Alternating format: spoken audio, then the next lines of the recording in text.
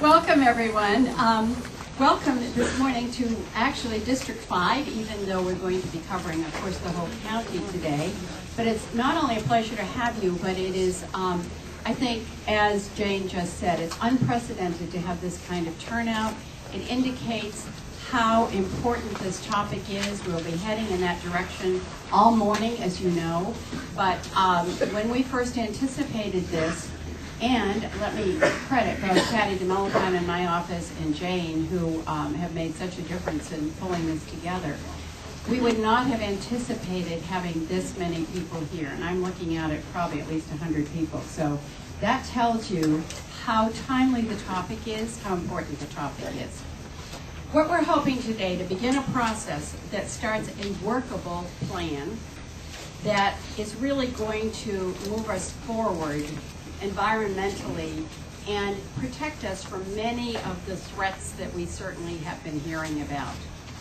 At the end of the meeting today, we're going to collect input and create a defined and significant way to have indicators to protect the environment. That's really where we're heading this morning.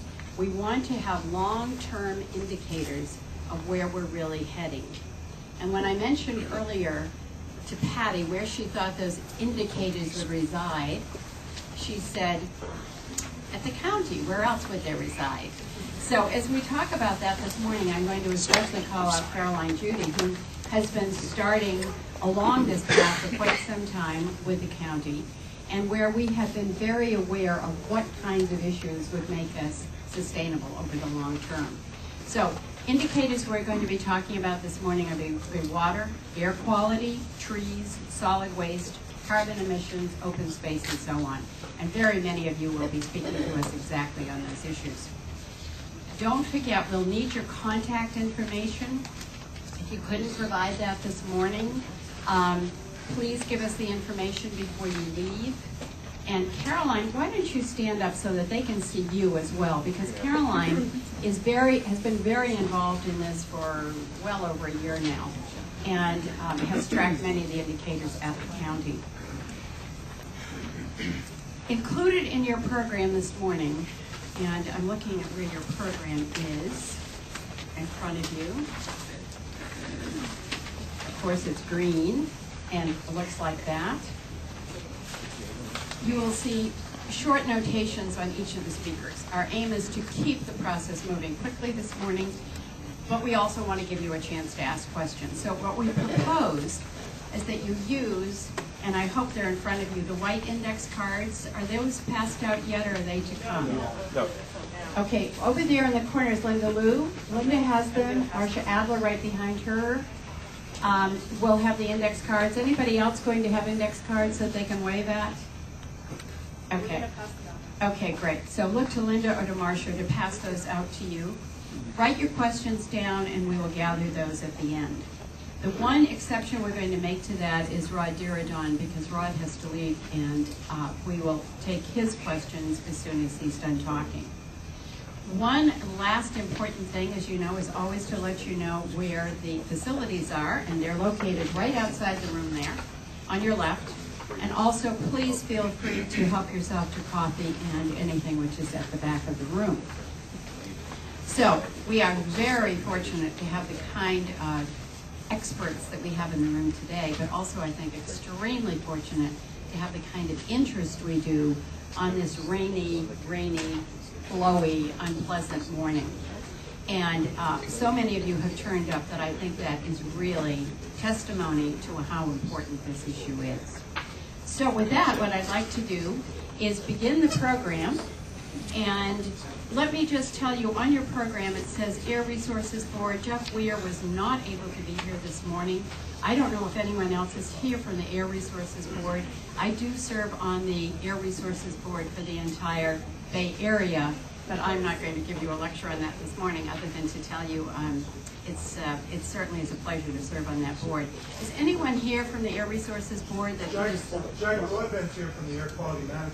Right, yes, and we have Jack on our program, yes, and we will speak to that as well. Liz, Jeff got as far as Davis, and he got the stomach flu. and he called and he said he was very sorry. Oh, thank you, Jane. Okay, so Jeff is undeniably ill. So with that, let me start this morning with Rod Girodon Sr. Rod, I know I saw you. Where are you? Here, ma'am. Looking right at you.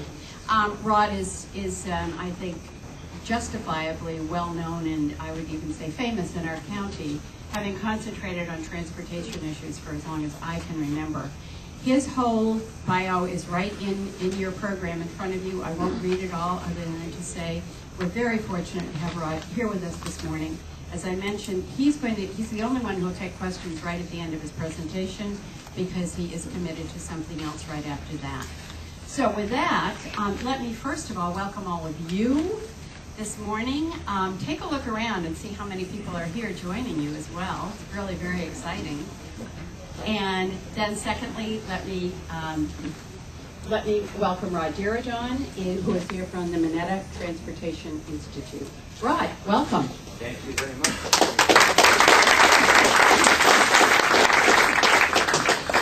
As an old county supervisor, and I can use the word old now advisedly, I'm going to be 70 next year.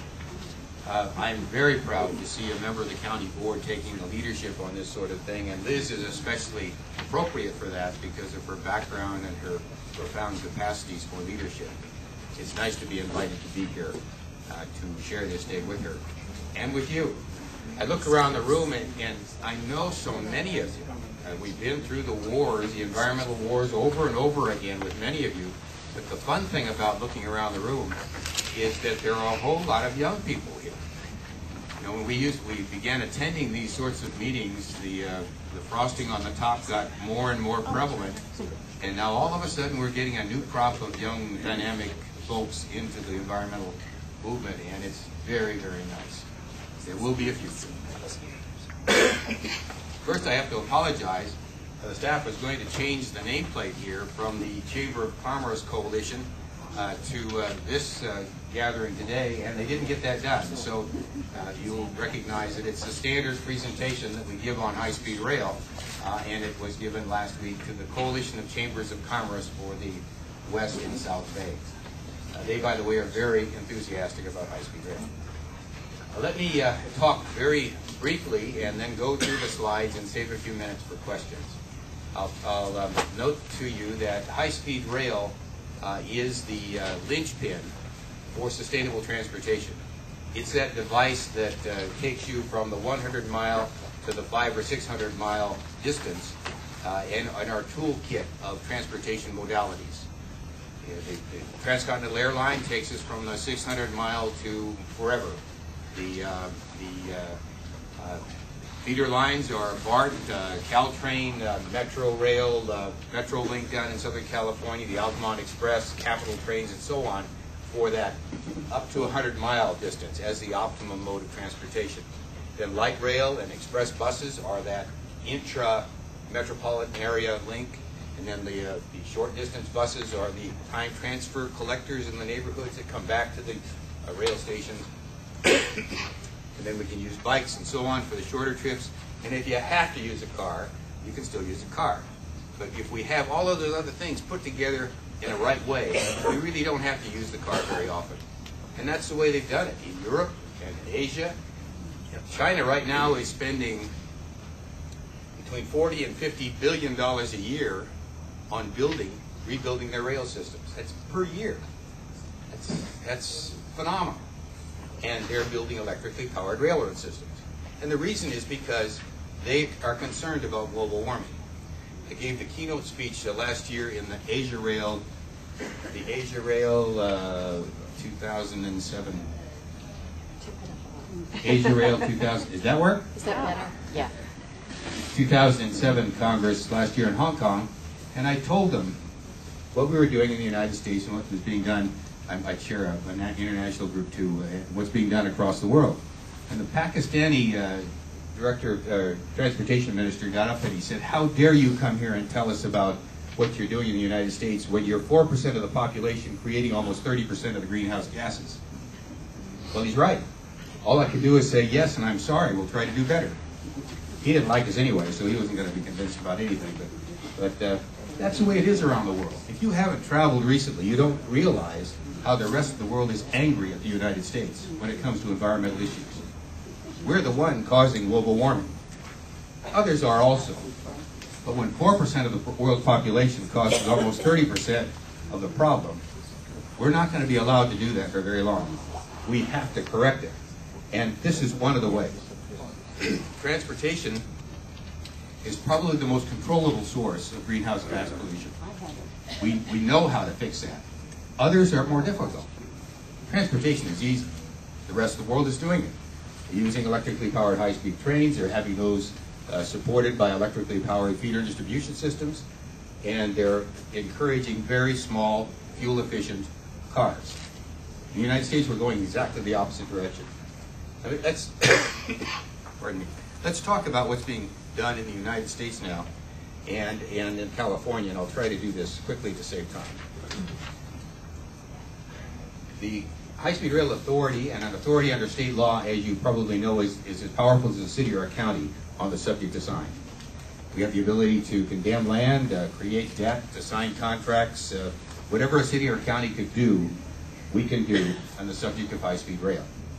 The law says that we're to design, build, operate, and maintain a 200+ mile per hour electrically powered transportation system that interconnects the metropolitan areas of the state.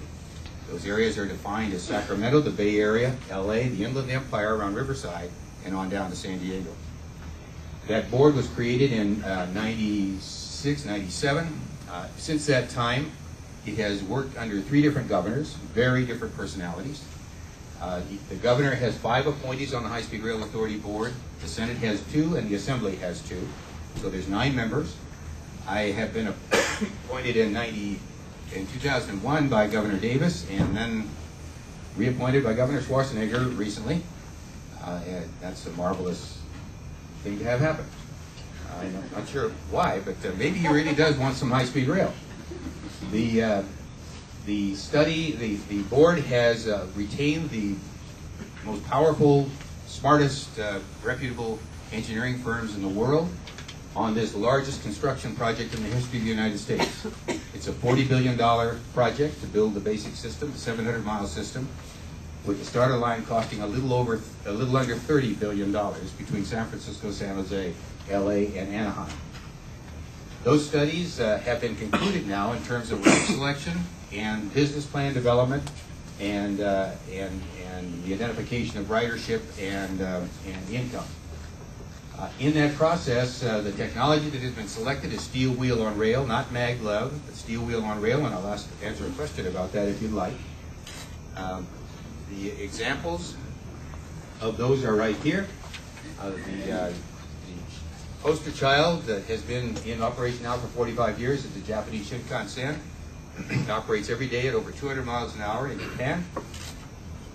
They carried several billion riders in their 45 years of operation and have not had one fatality ever on their system.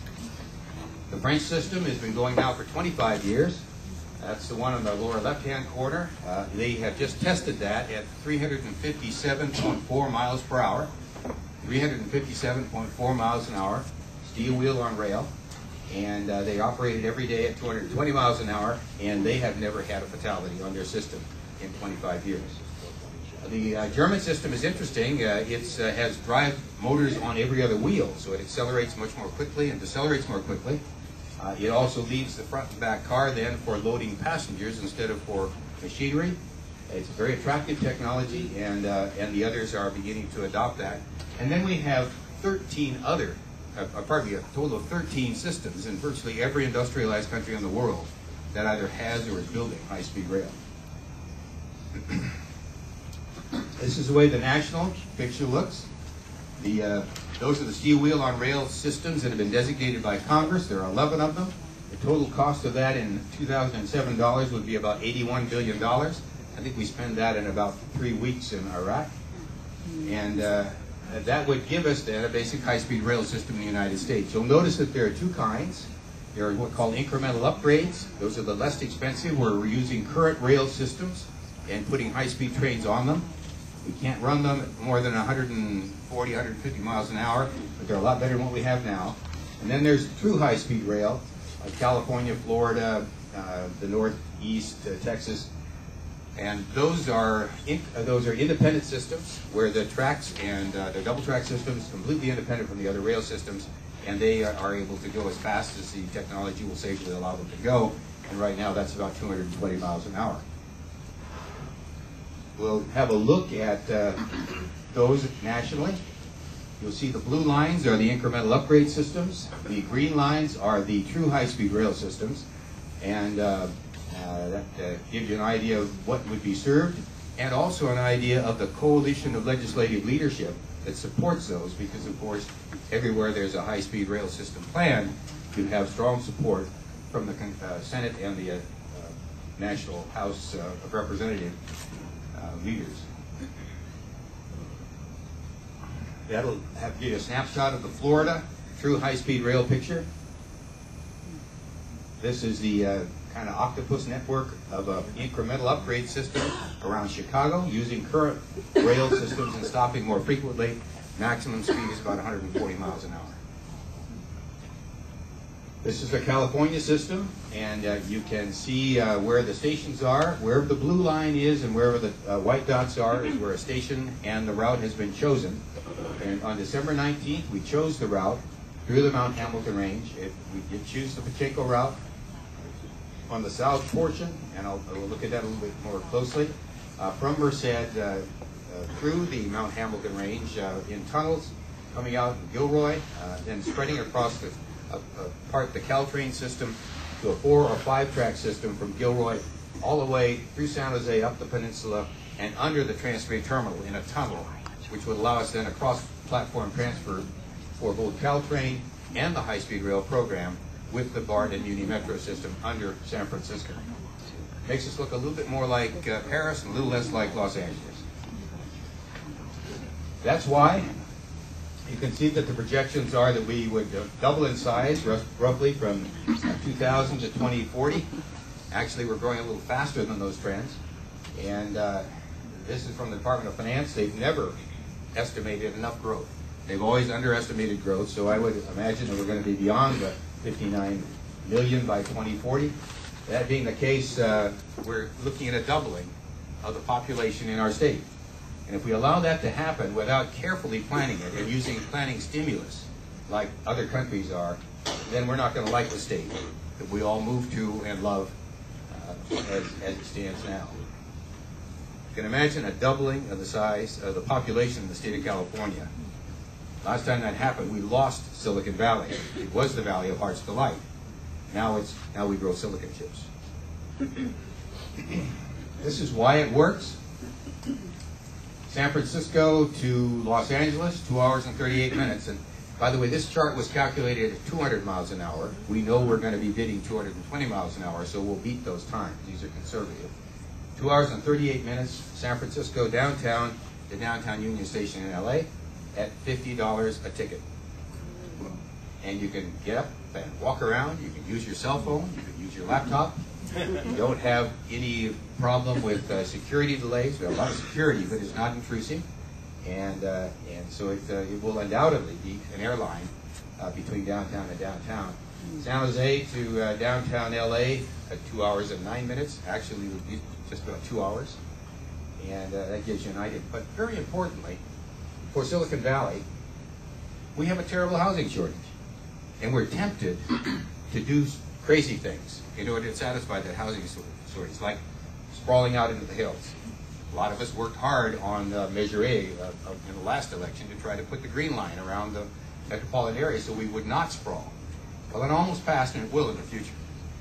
And I think the city's got the word that they can't sprawl. Well, if you don't sprawl, and there's only a limited amount of infill you can do, then you're going to die unless you can gain access to other housing. Well, the way to gain access to other housing and downtown in those other housing areas is by high-speed trains, where you take the high-speed trains, don't stop them during the process through the rural areas, but then stop them in a downtown in an area that has housing. Look at Fresno to downtown San Jose is about 50 minutes. 15 minutes. Thousands of people are taking that trip every day now, 2 hours a direction, earning $4 a gallon gasoline on a very dangerous road. Well, on high-speed train, they'll be paid for their time on the train if they're doing work, and the manufacturer's already decided that. They'll have subsidy to use the trains from the manufacturers. They'll be fresh and bright when they get to work instead of ready to punch somebody out, and I have only 2 minutes left. There's the modal split, a lot of it from cars, a lot of it from air. Remember, short-hop airlines are the most polluting form of transportation that we've ever devised. More pollution from short-hop airlines than anything ever.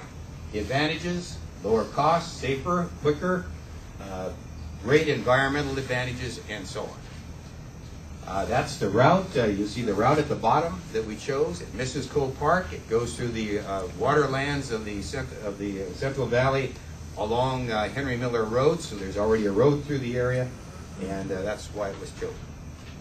I'm going to skip through these because there's no change, except to note that there's going to be about 116 to 117 million riders a year on high-speed rail, and it will gross almost $4 billion a year, and net 30% of that. Net 30% of it, which is the reason why we can build it. Advantages: 320,000 job years of work to build it, 450,000 permanent jobs. 50,000 of those will operate the system, and the rest will be stimulated by the creation of the system and the environmental advantages. Additional environmental advantages: saves 12.4 billion pounds per year of CO2. 12.4 billion pounds a year. That's the single most dramatic thing we can do for any amount of money to help with global warming. And it reduces our consumption of foreign oil by 5.2 million barrels. Let's see if this works. Doesn't look like it's going to work. There's a dramatization there that shows infill. Those two cities have come forward with their infill plans. You've got to put it on slideshow rather than on the screen. Go in the lower left-hand corner, you see where the slideshow is? Lower left-hand is mute. No, not on there. Somebody's got to put it on slideshow with the mouse. Well, if someone wants to do that, come up and do it, but we're going to take a couple of questions because we're out of time. Yes? Two fast questions. With this with the Caltrain system, you don't accommodate pedestrian traffic very well. There's been a lot of long accidents. So is the system designed to accommodate pedestrian traffic? And second, Hold a second, because let me do the first one. That's an easy one. The high-speed rail will be absolutely protected. There'll never be a crossing. All of the road crossings will be put underground in underground tunnels like Alma Street and in Palo Alto.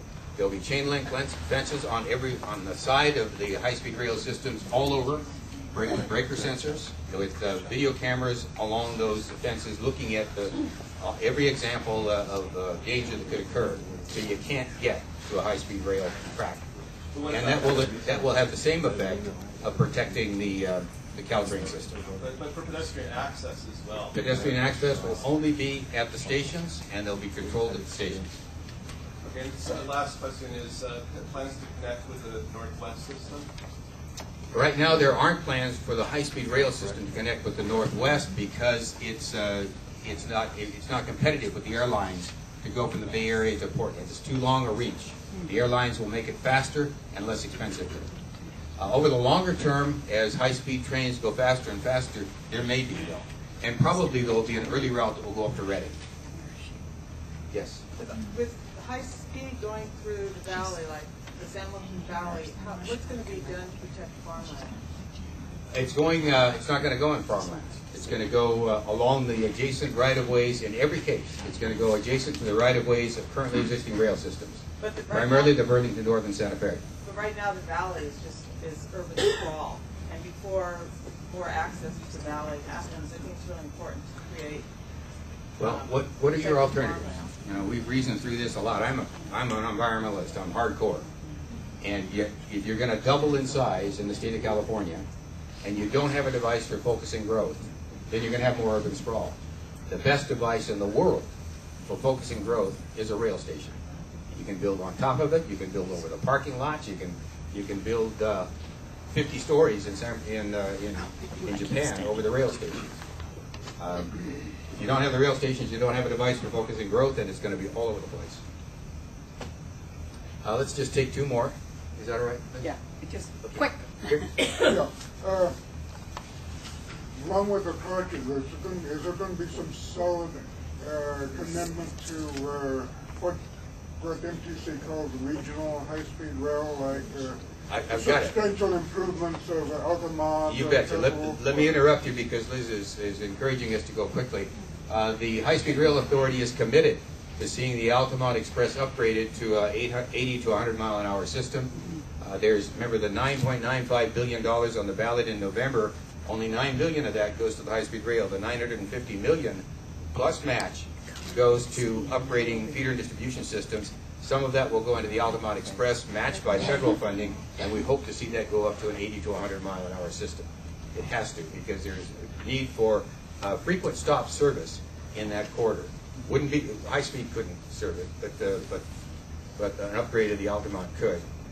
Yes, ma'am, in the back. Yes, I heard that in the EIR that there was more impacts with the route that's been selected than the Altamont Pathway. And while I prefer the Silicon Valley route, what's going to happen to the habitat migration routes that are going to be impacted?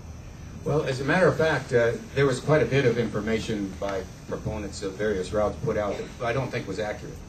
And when the analysis was all done, it was pretty conclusive, and we had a dramatization, but I didn't bring it with me, that the environmental impacts of the Altamont corridor, especially building the new bridge across the Don Edwards Wildlife Refuge, were more serious than the environmental impacts along the Pacheco corridor. So that was the final conclusion, and let me end by saying that the bonds on the ballot in November of 2008 are the linchpins. If they pass, and the polls say they'll pass now, as long as the governor supports it, then we have a project. The project will be about half privately funded. The other portion would be from California, about a third. The other portion from the federal government. Thank you, Liz, for allowing me to be here, and I'll look forward to listening as long as I can. Okay. Will these slides be available for people to look at? It's in the computer. We will make sure that that does happen, Arthur. So, because I think these slides are important. Could you please warmly applaud Rod for...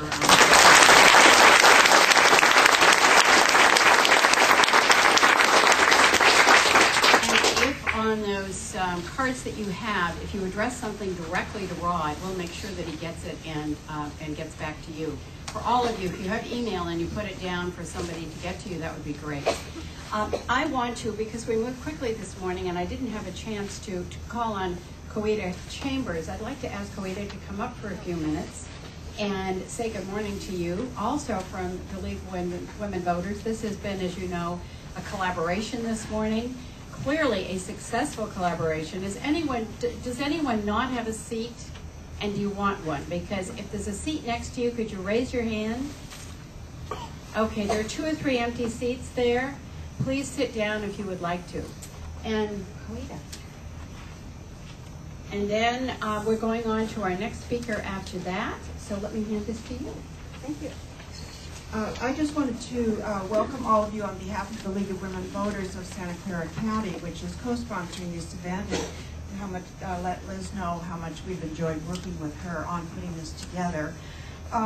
We also wanted to emphasize the importance of all of you staying for the 3rd hour and participating in the group discussions, because from those group discussions we actually will be consolidating those recommendations and indicators and publishing a brochure for that. We've hired actually Austin McGurney from the Center for Collaborative Policy to summarize those, and then we'll be publishing a brochure. So all of you will get a copy of that, and it'll be available then to other members of the public who were not able to attend today. This, of course, is the first step in our hoping that we're helping make Santa Clara County a leading county in the U.S. in the area of sustainability. And we wanted to thank a couple of other people while I'm up here. One, the Morgan Family Foundation, who helped support financially this meeting and also the publication of the brochure. Of course, thank the Silicon Valley Community Foundation for letting us use this very fine facility. And thank our volunteers from our city's forests who helped with registration and with the refreshment. So thank you all for coming, and we hope you'll fully participate throughout the day, and thanks for your interest. Thanks, Liz. Rita.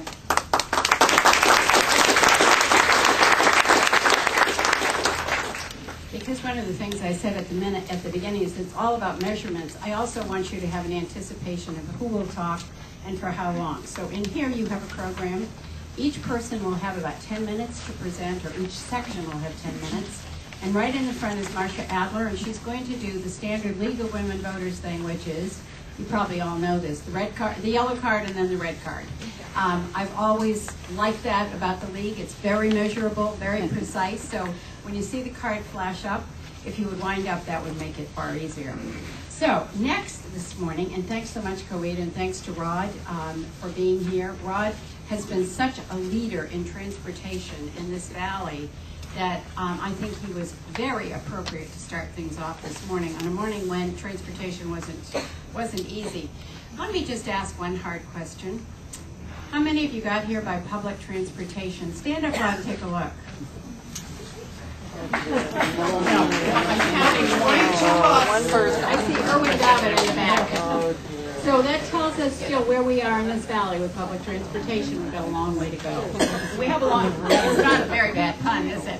But you know how difficult it is, especially on a rainy morning if you're standing waiting for the bus or whatever it may be. It's really tough. So with that, let me go on to our next speaker. Cliff, do you want to come on up while I say who you are from the Office of the Attorney General? This is Clifford Rechtshaven, and I'm hoping I get close on his name.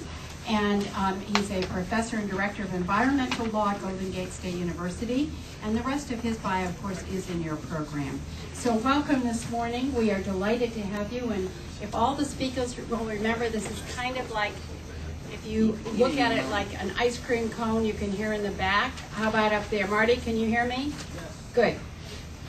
There you go. Welcome. Thank you very much, Supervisor Nissen. I'm one of the people who would have loved to have the high-speed rail this morning as I was driving down in the rain and the crawling traffic from Oakland. So, Supervisor Diridon, we're really looking forward to that day when it's here.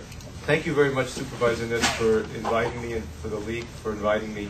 My focus is global warming. I'm currently on leave from teaching at Golden Gate, and I'm working as a Special Assistant Attorney General in the California Attorney General's Office on global warming, which has been a huge priority for the current Attorney General, Jerry Brown. And I'm going to talk about how that relates to sustainability. I'm going to talk a little bit about the scope of the problem and then suggest some planning tools for how you folks get to where you want to be that also deal with the greenhouse gas emissions problem. If you look at the definition of sustainability, the American Planning Association has four objectives for sustainability, and they're very closely matched with the objectives for dealing with greenhouse gas emissions and the problem of global warming. Two of them in particular. One is to reduce our dependence on activities that harm life-sustaining ecosystems. The second is to reduce our dependence on fossil fuels. Of course, fossil fuels harm the environment. They create a lot of greenhouse gas emissions. Our reliance on them is not sustainable. As prices go up, they affect poor people disproportionately, so they impact three of the pillars of sustainability: equity, environment, and economy. And if you look at the strategies for dealing with sustainability, there's a very close overlap for the strategies for dealing with global warming. If we were able to integrate into our land use, transportation, open space, building, water conservation programs, sustainability objectives, we would go a long way to dealing with the problem of global warming. I was just looking before I came down here on some of the policies that we've been suggesting local governments and counties adopt, and there's a very close match. Reducing vehicle miles traveled, the big elephant, the gigantic elephant in this state and in this county. Encouraging development near public transportation systems. What the our Attorney General calls elegant density, whatever that means. We call it infill development, transit center development, smart growth. We know what it is. How to get there is much more difficult. Requiring rather than just promoting mixed use. So really having policies that require mixed use development, commercial jobs, schools, and houses. Promoting alternative forms of transportation, so ensuring that there's safe bike paths, safe pedestrian paths. One of the things that we've been focusing on is having school transit plans. I don't know how many of you have young kids, or even if you don't have young kids, we've all seen the traffic jams around schools where people are trying to drop their kids off. It turns out in some communities up to 25% of morning commutes are people taking their kids to and from school. So that's another policy that can promote sustainability and deal with greenhouse gas emissions. Protecting open space, more energy efficient buildings, green buildings. 67% of the energy used in this country goes into buildings. And there's enormous potential for sustainability gains and greenhouse gas emission gains. Water conservation, greater recycling and energy recovery. And not to pat you too much on the back, but Santa Clara has been in the lead. I know that in the mid-90s, not as a result of a voter initiative, but on its own initiative, the county adopted a city center development plan as part of its general plan. I hope it's still there. I didn't look, but that's exactly the kind of vision that we need. So with that, let me talk more concretely about greenhouse gas emissions. One of the great things about working in this area is my son gets to read the newspaper with me and come up and say, "Dad, here's another great cartoon about global warming." This follows up on what Supervisor Durdan said earlier, how he travels the world, and people say, well, why the U.S., you're shirking your enormous responsibility. The long and the short of this cartoon is we've talked too long, we can't keep talking. This is what the chair of the Intergovernmental Panel on Climate Change has said. What we do in the next 2 to 3 years, the policies we adopt, will be dispositive. This is the defining moment. We can't wait. We have a very aggressive greenhouse gas emission law in California, but it doesn't go into effect until 2012. At the local level, at the state level, we can't wait. The problem in California is going to be severe because we're a coastal state. We depend tremendously on snowpack. We have 1,000 miles of coastline. We're going to be very susceptible to heat waves and more air quality violations. This is probably not news to any of you. This is courtesy of Jack Broadbent's staff, I believe. There's a direct link that. Thanks. There's a direct link that people are not aware of. But the hotter it is, and with global warming, things are going to get hotter, the more ozone violations we have, and we're non-attainment. A lot of California, especially Southern California, is a non-attainment area. There'll be more and more severe air quality problems, human health problems, as global warming increases. This is the magnitude of the challenge in California. If we proceed business as usual by 2020, we will be at about 600 million metric tons of emissions. Under AB 32, the greenhouse gas emissions law that we passed last year, we need to be at 1990 levels, about 427 million metric tons a year by 2020. That's about a 29% reduction. Transportation is almost 41% of the share of greenhouse gas emissions in the state, more in some counties. So as we've already talked about, it's the enormous problem we have to deal with. This just illustrates the scope of the problem if we continue on a path of business as usual. You can see how far emissions will increase compared to where we need to be. And this illustrates the scale of the problem. Scientists tell us that by 2050, to avert disastrous climate change, we need to reduce our emissions by 80% below 1990 levels. 80% below 1990 levels. You can see that in all sectors. Look at land transport. That requires something like a 90% reduction from where we are. So the scale of the challenge is enormous. What planning tools are available? Let me suggest 3 for you to think about, then I'll talk about a couple of benchmarks that the county can utilize. The California Environmental Quality Act, which applies to all discretionary decisions by cities and counties, requires agencies to analyze and mitigate greenhouse gas emissions. Now this can be done at a specific project level or at a general plan or policy level. There was some doubt or controversy over whether or not it applies to greenhouse gas emissions. The legislature passed SB 97 last summer and makes clear that CEQA does apply to greenhouse gas emissions.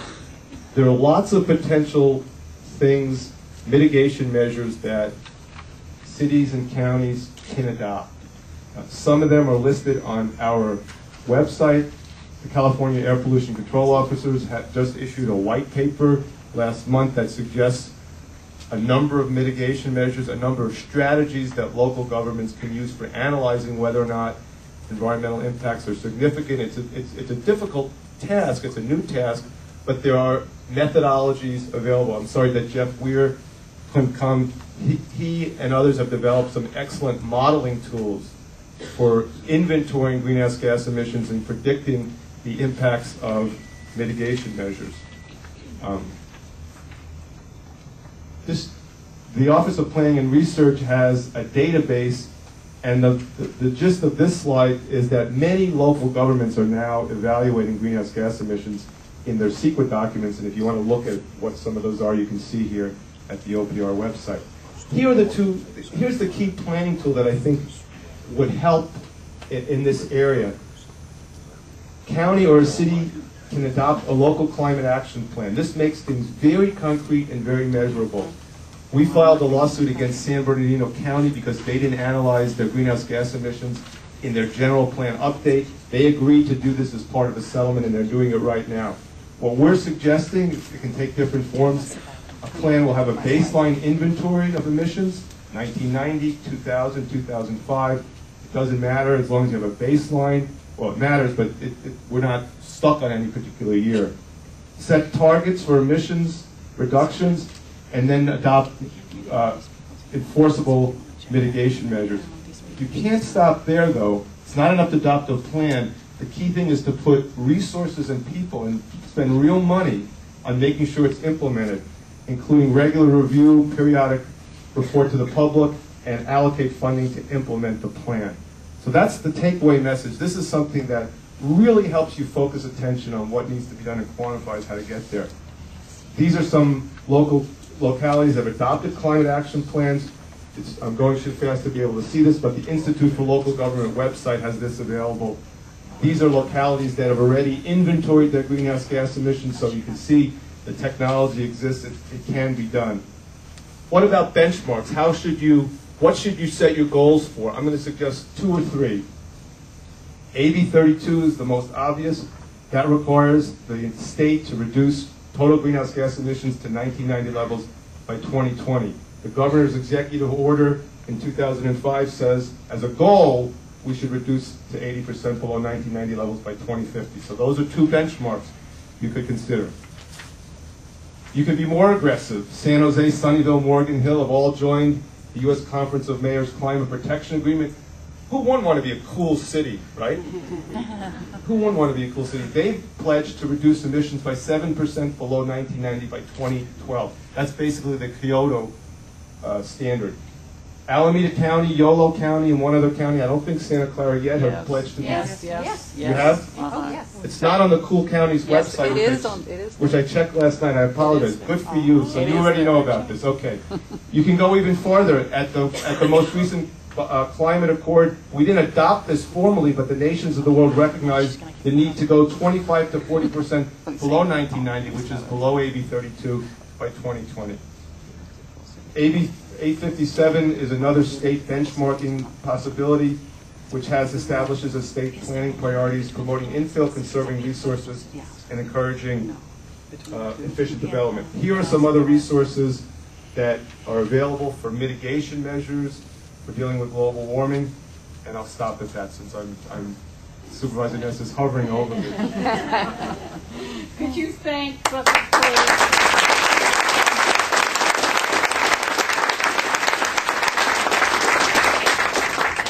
We actually went Cool Counties last fall. I have to say Alameda beat us by one stroke, but we did it almost as soon as we came back from the conference. So, quick question for all of you. How many of you in here are elected or have been elected? in the past.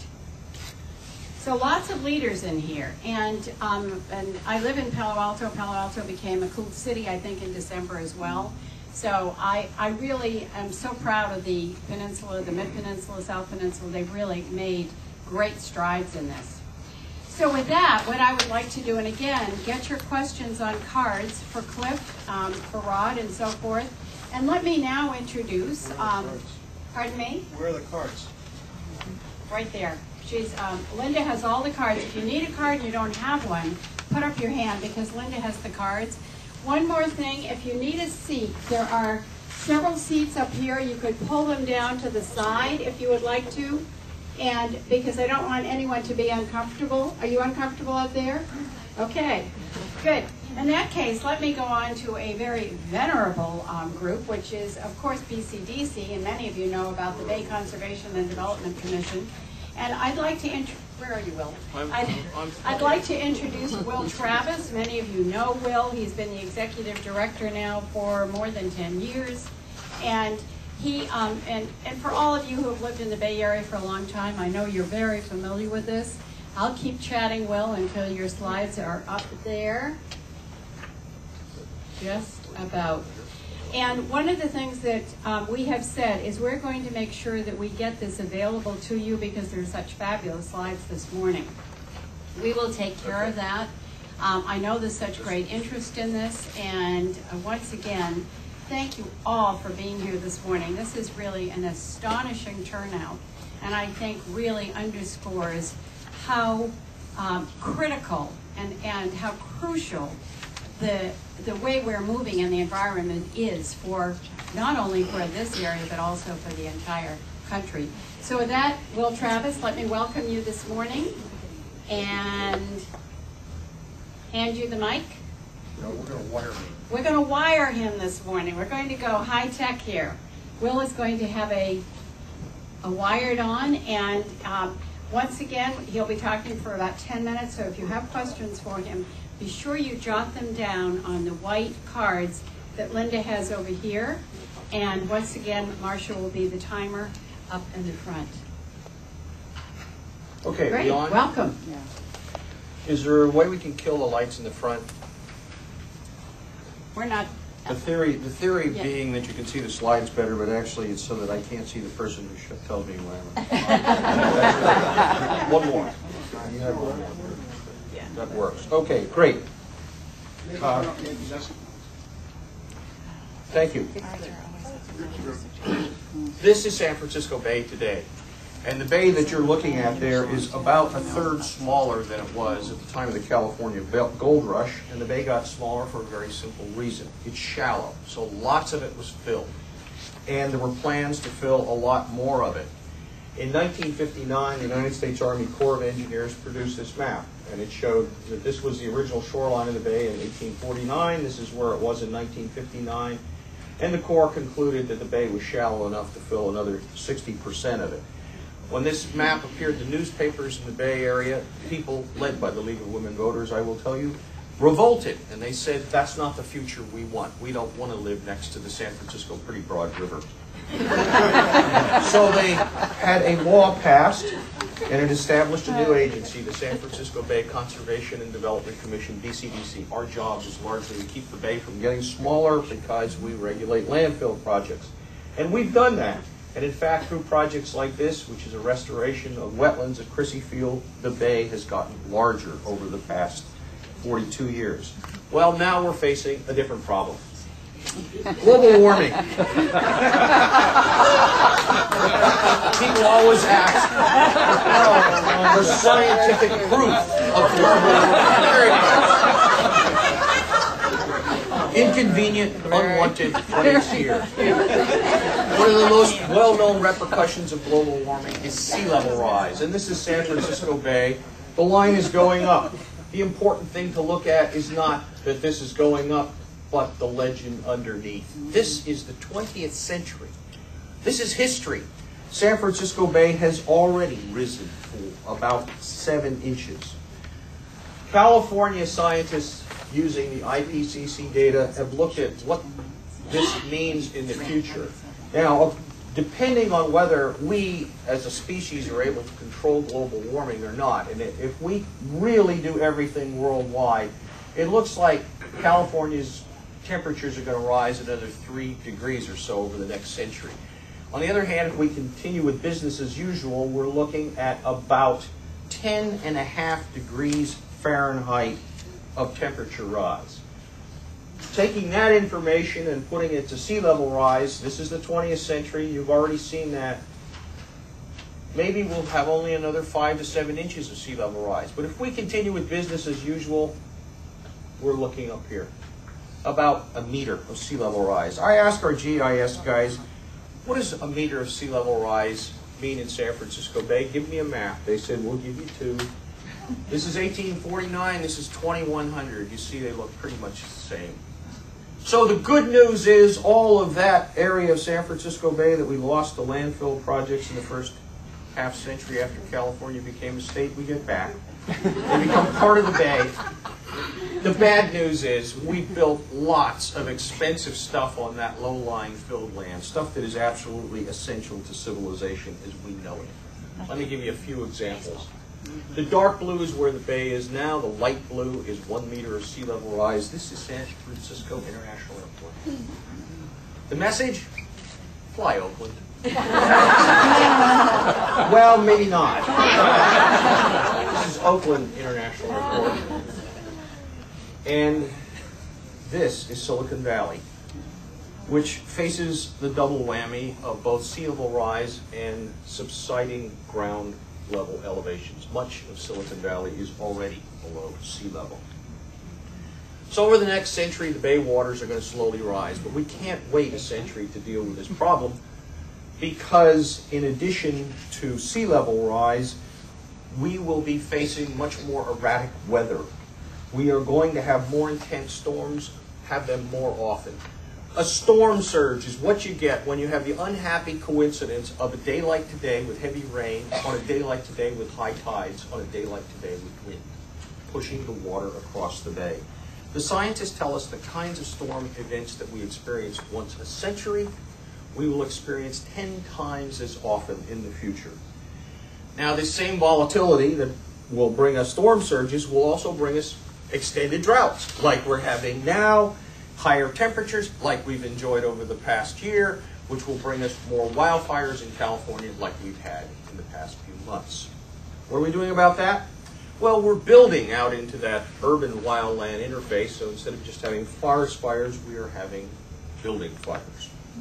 In addition to sea level rise, floods, fires, climate change is expected to result in more precipitation falling as rain, less as snow. We're going to have less of the snowpack in the Sierra Nevada, less runoff in the spring and summer, and that's going to allow saltier water, which is indicated here in the bright oranges and reds, to move much farther up into the delta than it does now.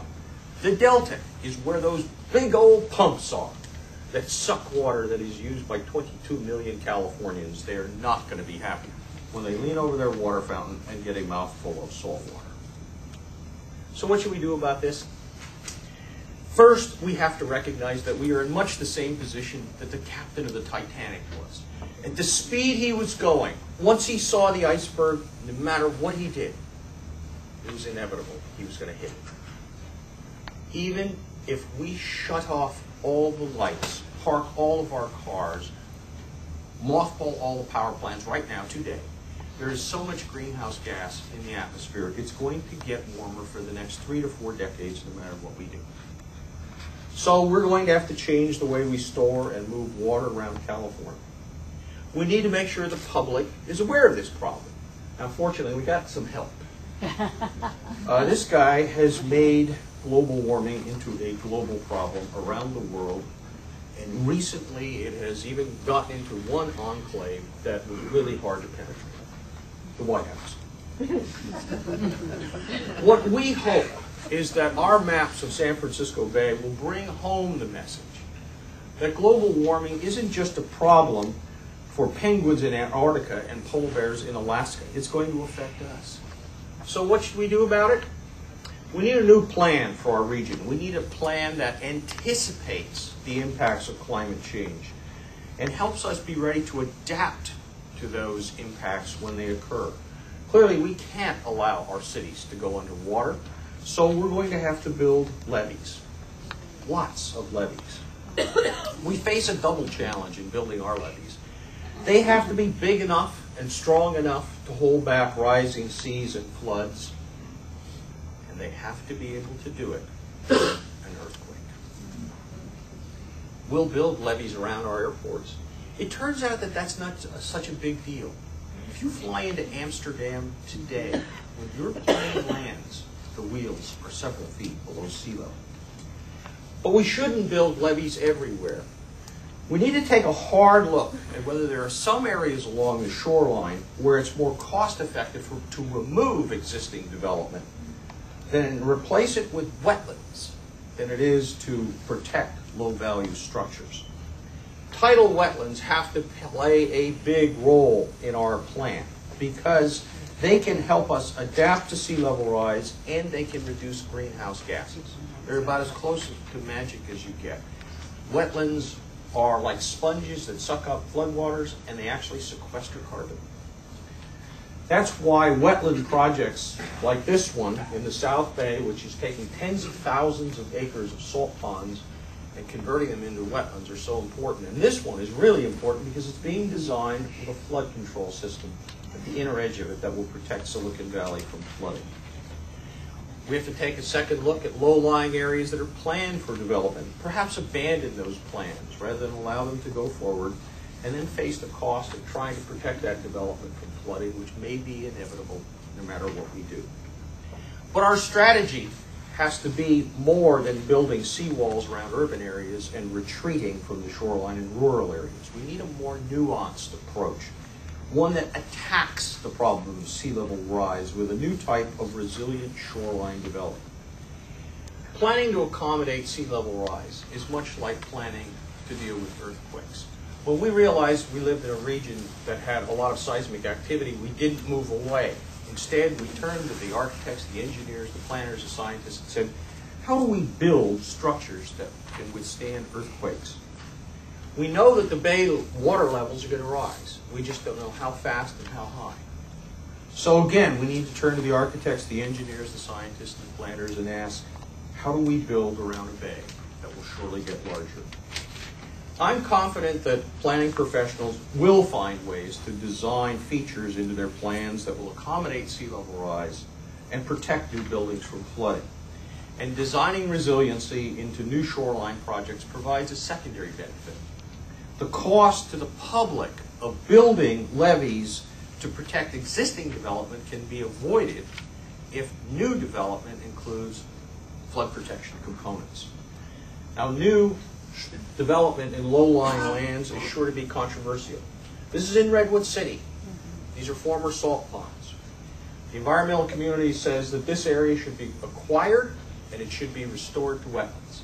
The property owner says, give us a chance to see if we can come up with a design that has some wetland restoration and has resilient development in it and can meet other community needs, like housing.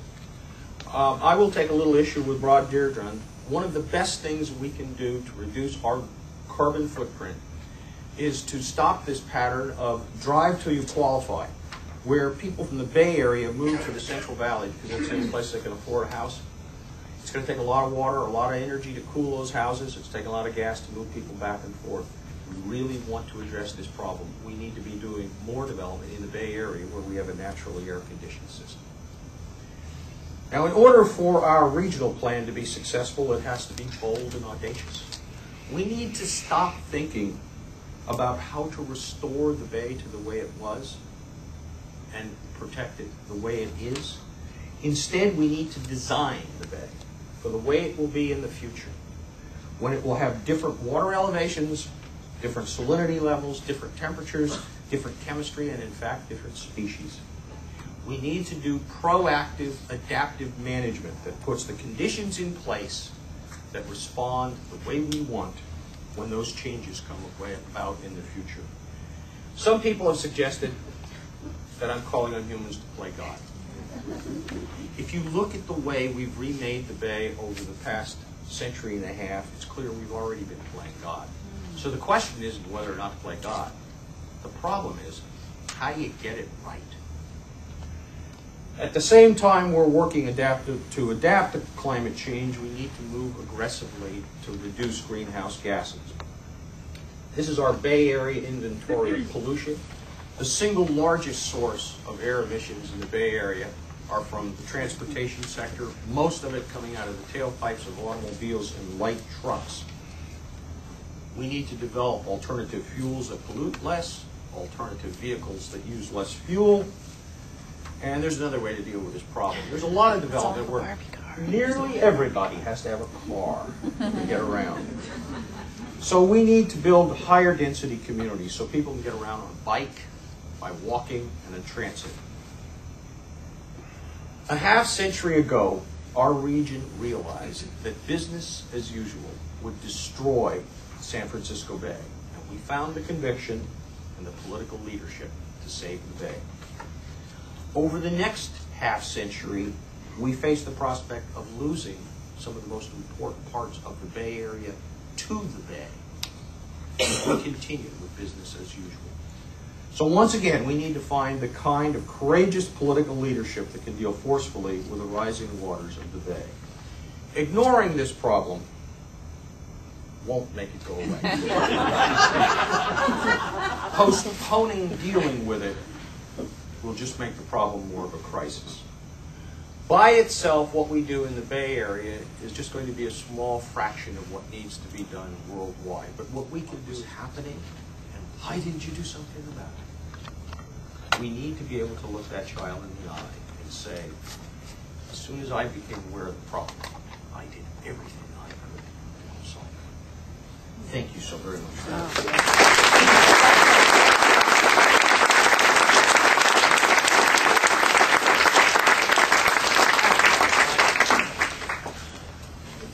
Thanks, Will, for a really terrific presentation.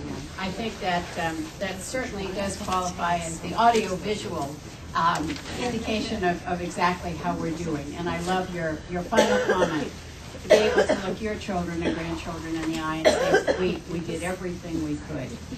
So with that, it is my great pleasure to introduce Jack Broadbent, with whom I work on a regular basis since I'm part of the board for the San Francisco Bay, the Air Quality Board.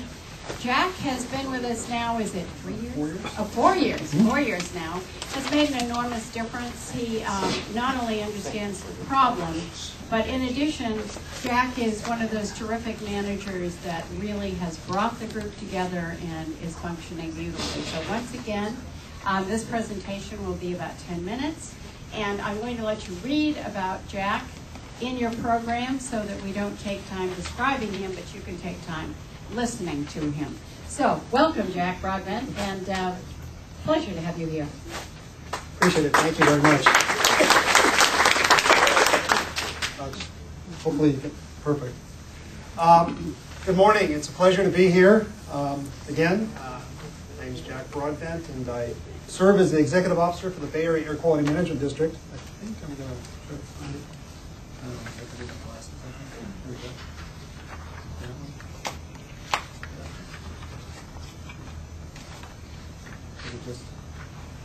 Thank you. It's always a pleasure to be here, plus also a real challenge to follow Will Travis, but I will do my best job. What I want to talk to you about this morning is essentially the challenges we face here in Santa Clara County, specifically the air quality challenges to a sustainable county. I want to talk to you a little bit about the strategies also, and then finally just kind of wrap up about indicators as well. Should I just hit the arrow button or this one? This one, thank you. The Bay Area Air Quality Management District, we're headquartered in, of course, the city of San Francisco, but we're essentially the local air pollution control agency for the 9-county Bay Area region that is home to as much as 7, possibly 8 and growing million people. We have 22 board members who Supervisor Liz Ness is a part of it, and I know it's been a number of years you've served on our board, providing leadership to this district. One interesting note, which I'll talk about a little bit later, is the fact that we have about 170 million daily vehicle miles traveled in the Bay Area alone. The district is committed to essentially achieving and maintaining clean air for the Bay Area as a whole, protecting public health and the environment. We do that by essentially implementing strategies to meet state and federal ambient air quality standards through the development of plans enforced through permits and a whole set of inspectors. We primarily regulate, and I say regulate, in terms of adopting rules and permits and strategies on stationary and area sources. However, very much of a part of what we're about is also not only adopting rules, enforcing limits, but also providing resources to be able to clean up the air through a very aggressive grant program. We see our mission essentially not only as a regulatory agency, but working with, of course, local cities and counties to be able to help provide for clean air here in the Bay Area. One of the more well-known programs we have is our Spare the Air program. This provides for free transit on those days in which we forecast the air to be essentially going to be exceeding federal ambient air quality standards. One bit of news, we plan to hopefully make sure we have this program again next summer, where we're going to have a few days of free transit. It's a wildly successful program, and essentially we see as much as a 20% increase in ridership on those days, which we do have Spare the Air. But I mentioned the grant and incentives because it is a program in which we at the district administer as much as $43 million a year. We distribute as much that much to local cities, counties, private interests. And it looks like that money is going to double, possibly triple, as we also begin to distribute the infrastructure bond monies that are coming our way. And those monies are going to be essential to dealing with some of the challenges we face in terms of having a sustainable Santa Clara County. One of the good news is that over the last several decades, we have done, along with working with the state and federal government, not so much this administration, but previous administrations have done a good job of reducing emissions of two precursors, VOC and NOx, which produce ozone, the principal component of smog. We have found ourselves in a situation where we now, or relative to the ambient air quality standard for ozone, we teeter on attainment. Essentially, there are days, most days, in which we do not exceed the standard. But if we see some hot days, which we had back in the summer of '06, where we had as many as 12 days right in a row. I don't know if you remember June and July of that year. We had a number of days where we exceeded the standard. We find ourselves in non-attainment. And that's important because as the California's climate gets warmer, we see a significant challenge, and that is, of course, relative to air quality deteriorating. I'll talk a little bit about that. And so ozone is one in which is a challenge that we see in the future because of the warming climate. Another very significant challenge that we see today is particulate matter. This is one in which we have a standard, a federal ambient air quality standard, which is PM 2.5, or essentially particulate matter that is 2.5 microns or less.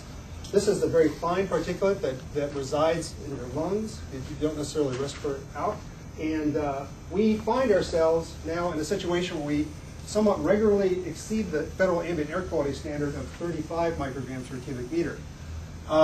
This is one in which has come upon us as EPA lowered the standard, and we find particularly on those cool, dry, very windless conditions, not like today, but when we have these conditions where everyone is burning wood in their fireplaces, we actually start to exceed the standard here in the Bay Area. And this is a particular challenge we face today, and as the population continues to grow, this problem will only get worse. This is actually, in our minds, a significant health threat.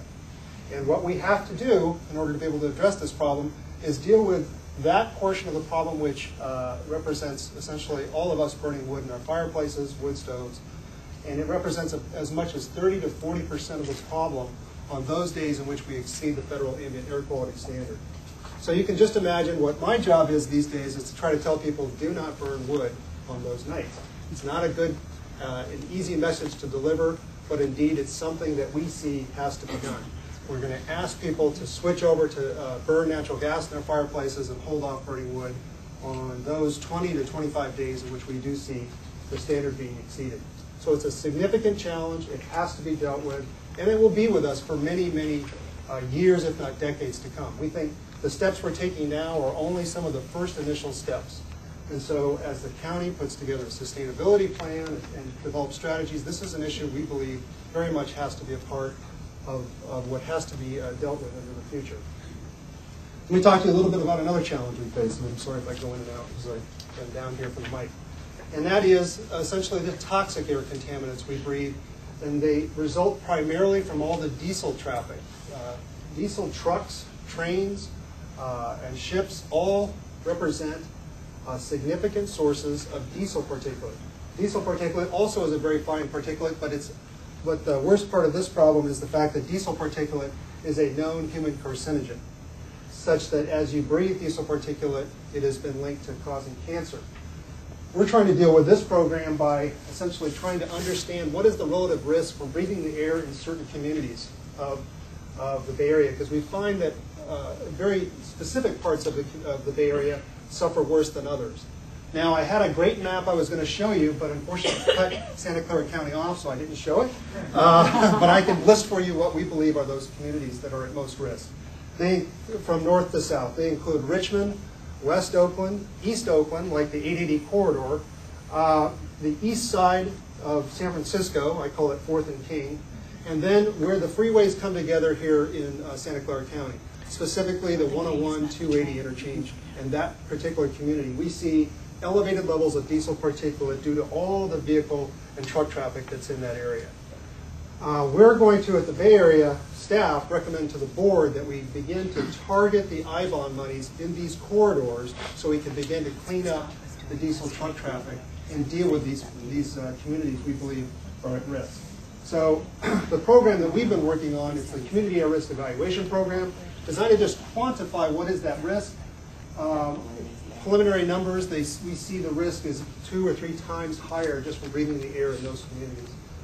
We've compiled demographic and health information, but clearly what we see or need to be done, because we can't really essentially stop truck traffic. What we need to do is figure out those trucking firms and truck who are using those diesel vehicles and essentially pay for them to be cleaned up, that they install a particulate trap or indeed buy themselves a newer vehicle, buy down a newer vehicle.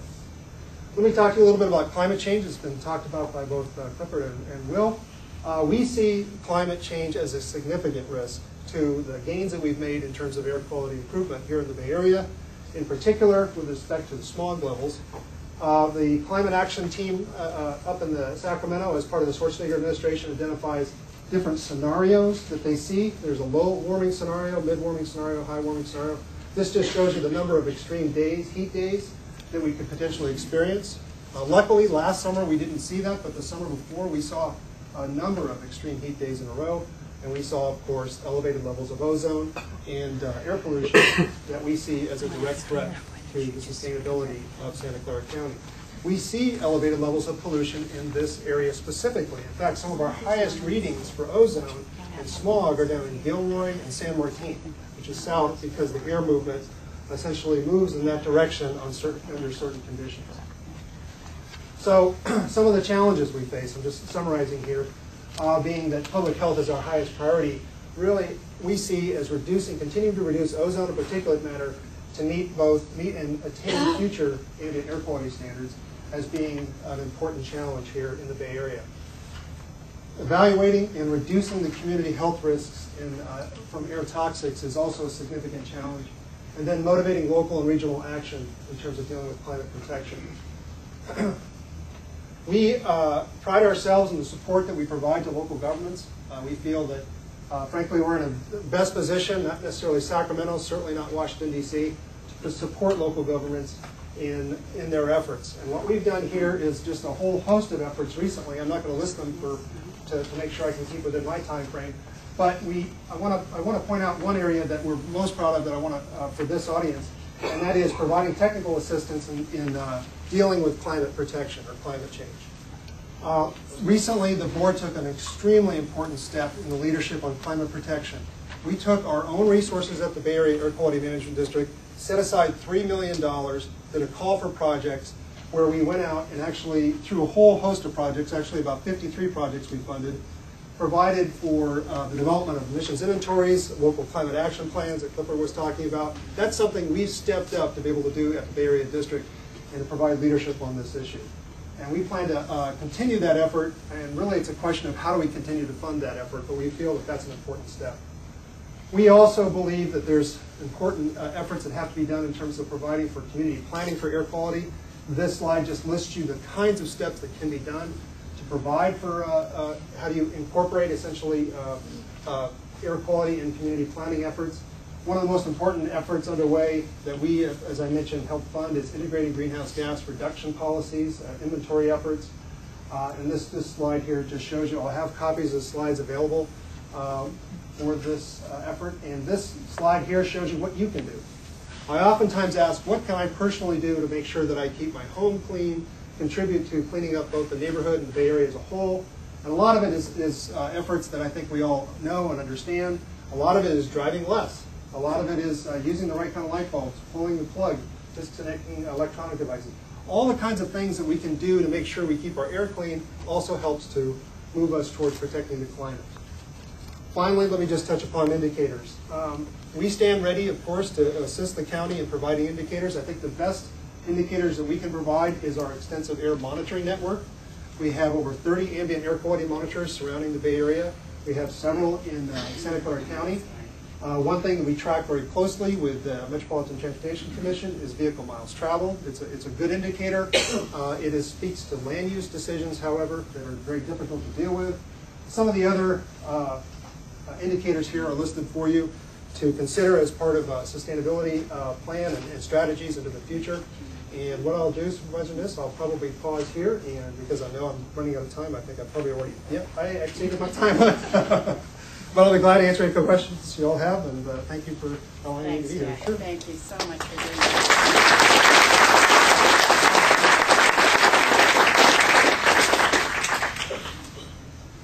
And thanks very much, Jack, for coming down from the city this morning. We not only really appreciate it, but I appreciate having the opportunity that I do to work with him. So next, I have the great pleasure of introducing somebody that I have worked with since I joined the Board of Supervisors in the end of 2000. This is Caroline Judy. She works with fleets and facilities, but is a particularly interested member of our climate change movement at the county. We are very, very committed to our cool counties and also to our climate plan. She's going to talk again with two others for about 10 minutes. And again, this is Caroline Judy, and she actually is from the county, so it's a pleasure to welcome her this morning. Caroline? Can everybody hear me okay? Great.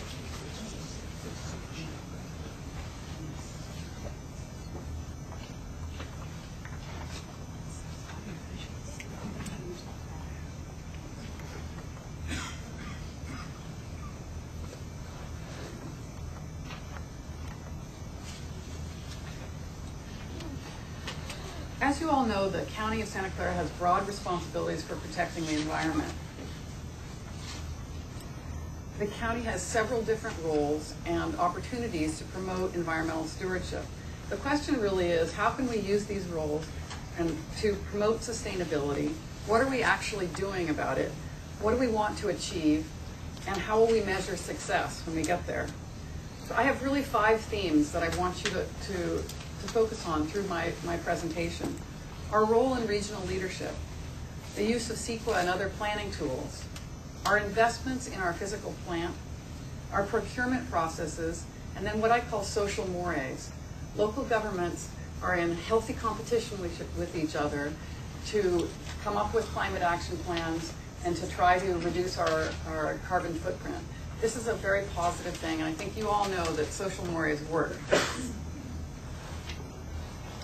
So, a few facts about the county. We're a very large employer in Santa Clara County. We have 15,000 employees. We have 11 million square feet of facilities. We have a large vehicle fleet. I pay about a $27 million utilities bill annually. We procure $850 million worth of goods and services. Those are multi-year contracts. So think about the potential that we have to use these assets to reduce our carbon footprint. The county regulates land use in unincorporated areas through the permit approval process via guidelines that are established in our county general plan and through CEQA processes. The planning department can encourage and incentivize the use of green building standards and certain building materials and promote the adoption of clean power. The county has broad regulatory powers to protect public health and the spread of disease. The county has responsibility to coordinate waste management operations of various cities and to monitor, regulate, and control disease vectors. And I believe Elizabeth is here, and we'll talk more about that. We also operate the expressway system, maintain roads in rural areas, and participate in transit and transportation planning. As Cliff indicated, the county general plan promotes sustainability by encouraging infill development, protecting agricultural resources, and promoting conservation of open space. Through the leadership of supervisors such as Supervisor Niss, the county has undertaken significant collaborative efforts to promote sustainability through the development of a habitat conservation plan. And in addition, we've been working with others, such as the Water District, to collaborate on watershed and riparian corridor protection. Our operational functions, such as procurement of goods, services, and vehicles, our property management and capital development, all present opportunities for us to demonstrate environmental stewardship. Through our investments in energy and water conservation and clean energy generation, the county can promote diffusion of clean technologies outside of eco-niche markets. The county has, The county has a community leadership role in promoting and educating the public through the Green Business Program, and I believe Liz is here to speak to you about that. We articulate and support consideration of social equity and environmental justice concerns through our leadership. Some of the concerns that Jack was raising in his presentation about concentrations of particulate matter in certain areas in our county. In addition, the county participates in many regional organizations and public-private partnerships that promote sustainability. Again, think about social mores. The county has long been a leader in policy development promoting green practices. We've incorporated sustainable building practices into our new construction. We have 5 new healthcare facilities that are built to a LEED certified standard, and our new crime lab will receive a LEED Gold. Our new construction has averaged 23% above California's Title 24 energy efficiency standards. We have a 15 kilowatt fuel cell power generation project underway at our county communications headquarters, and we have photovoltaic planned for the Milpitas Health Clinic and the New Valley Medical Center parking garage. Since 2001, we've achieved 20% savings in our electricity use through energy audits and lighting retrofits. And we've recently embarked upon a water conservation audit process for certain county facilities. Other operational examples include our custodial and ground staff maintaining facilities without the use of harsh chemicals, our procurement of products with high recycled content, our e-waste program, and our new cafeteria practices. We are greening our fleet, some of the concerns that Jack raised. We were an early adopter of low sulfur diesel. We were an early adopter of the particulate emission traps for our diesel vehicles. We review our fleet utilization annually to try to reduce the overall size of our vehicle fleet. And finally, we make the EcoPass available to every employee, providing an incentive for our employees to use public transit. In 2007, the board, with Supervisor Niss's leadership, adopted the Cool Counties Climate Stabilization Initiative. This was mentioned earlier. Basically, it commits us to an 80% reduction in emissions by 2050.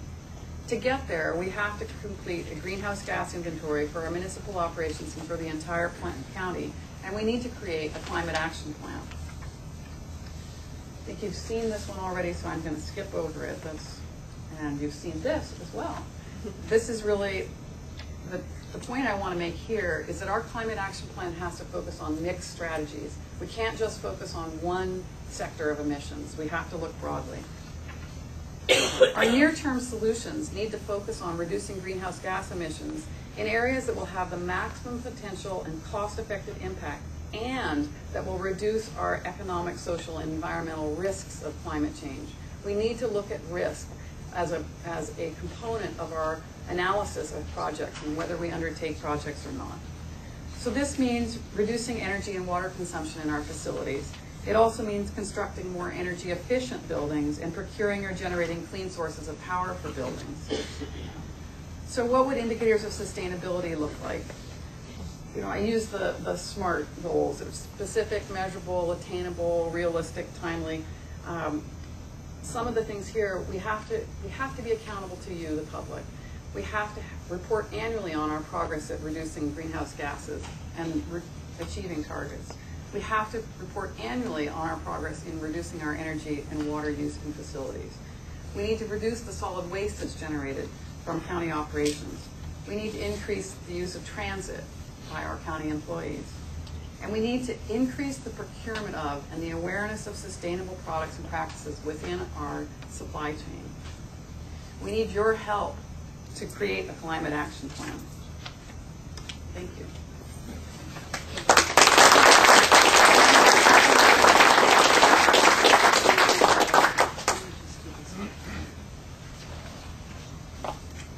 I'm going to quickly introduce both Elizabeth and Lisa.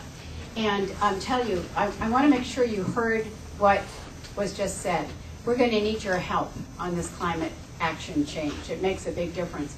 At the county, we are absolutely committed to walking the talk. We began back in 2001. One of the first committees I was on was an energy reduction committee. And it began because I left my office on one of the first nights that I was there, tried to turn off the lights, and realized there was no light switch. The lights went off, literally floor by floor. And it was really stunning to me. So we have gone back and retrofitted throughout the whole county. And we literally have brought that down 20%. I think we're approaching 25%.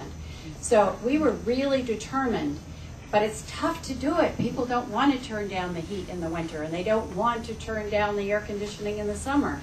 So you have to be quite persuasive sometimes when getting people to change the habits that are so ingrained. So let me quickly introduce Elizabeth and Lisa. They're just going to talk for a couple of minutes. And then right after that, we're going on to sustainable Silicon Valley and Rick Rowe. So Elizabeth? I'm just going to hand it to you. It's probably easier to just hold it, but talk right into it. You bet. Good morning.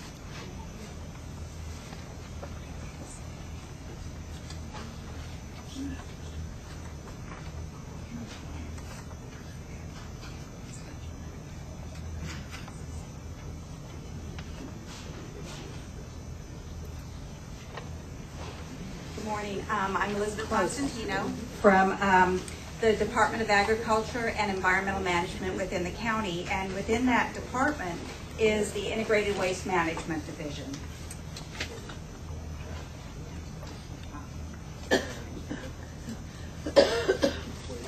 Besides managing the contracts within the unincorporated areas of the county for garbage, yard waste, and recyclables, we are committed to sticking to AB 939, Assembly Bill 939, which means that we are part of a cooperative program with all the cities throughout the county to reduce the what goes into the landfill by 50% from 1990 measurements. Additionally, within the department is the Household Hazardous Waste Department, and they deal with a large number of items that are banned from the solid waste stream, and that list grows day in and day out.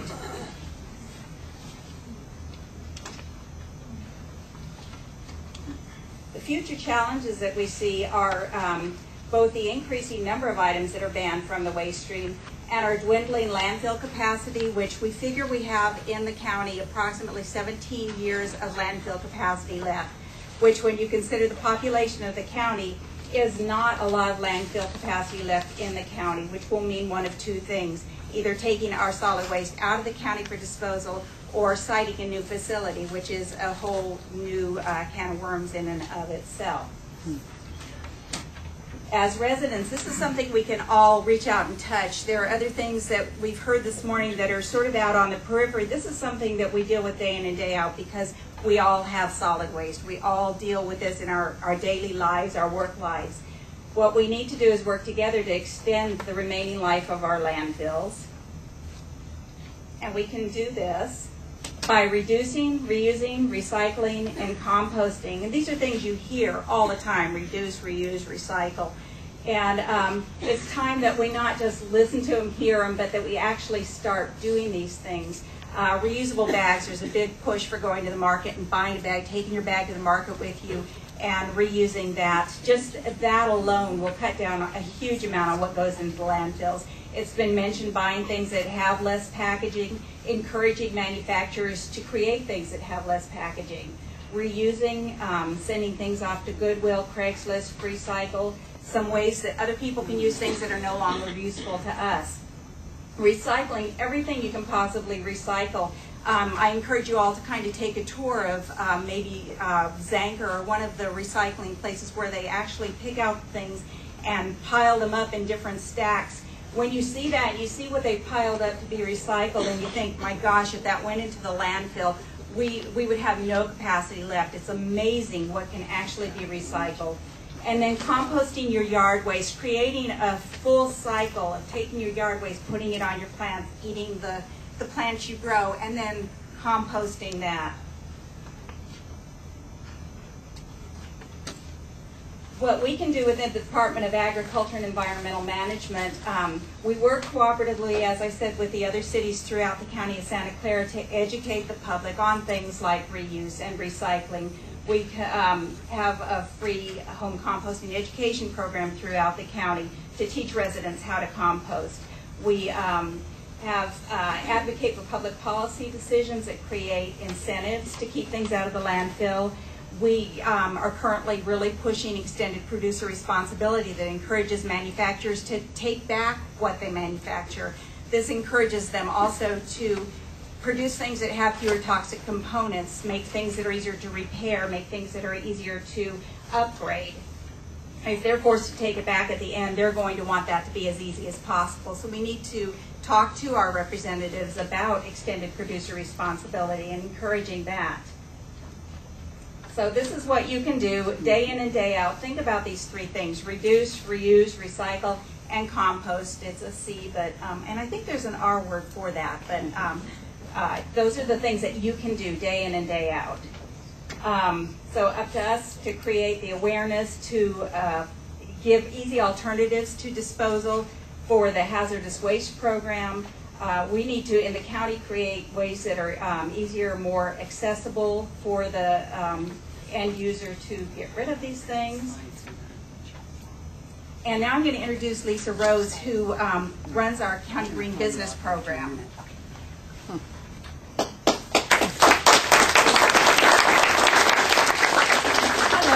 I'm Lisa Rose, and I'm with the Santa Clara County Green Business Program. Unfortunately, we don't have time to run through my slides, so I'll just tell you real briefly. The Green Business Program is something that we offer in the county where we assist businesses with operating a little more environmentally friendly. We are having a conference on March 21st at Roche Palo Alto, so if you go to our website, reducewaste.org, the information about the conference is there. But we are part of the larger Bay Area Green Business Program. We are one of 9 Bay Area counties that are participating in the program. As of July, we hit our 1,000th business Bay Area wide, and in our county alone, we have over 200 businesses certified. In our county, we have great partnerships with all the cities, with environmental regulators, and also some of our funding, the majority of our funding comes from a grant from the Santa Clara Valley Water District, from which we are extremely appreciative. I think that's about all I've got today, but thank you very much. And again, please go to our website and check out our information, and also hope to see you at our conference.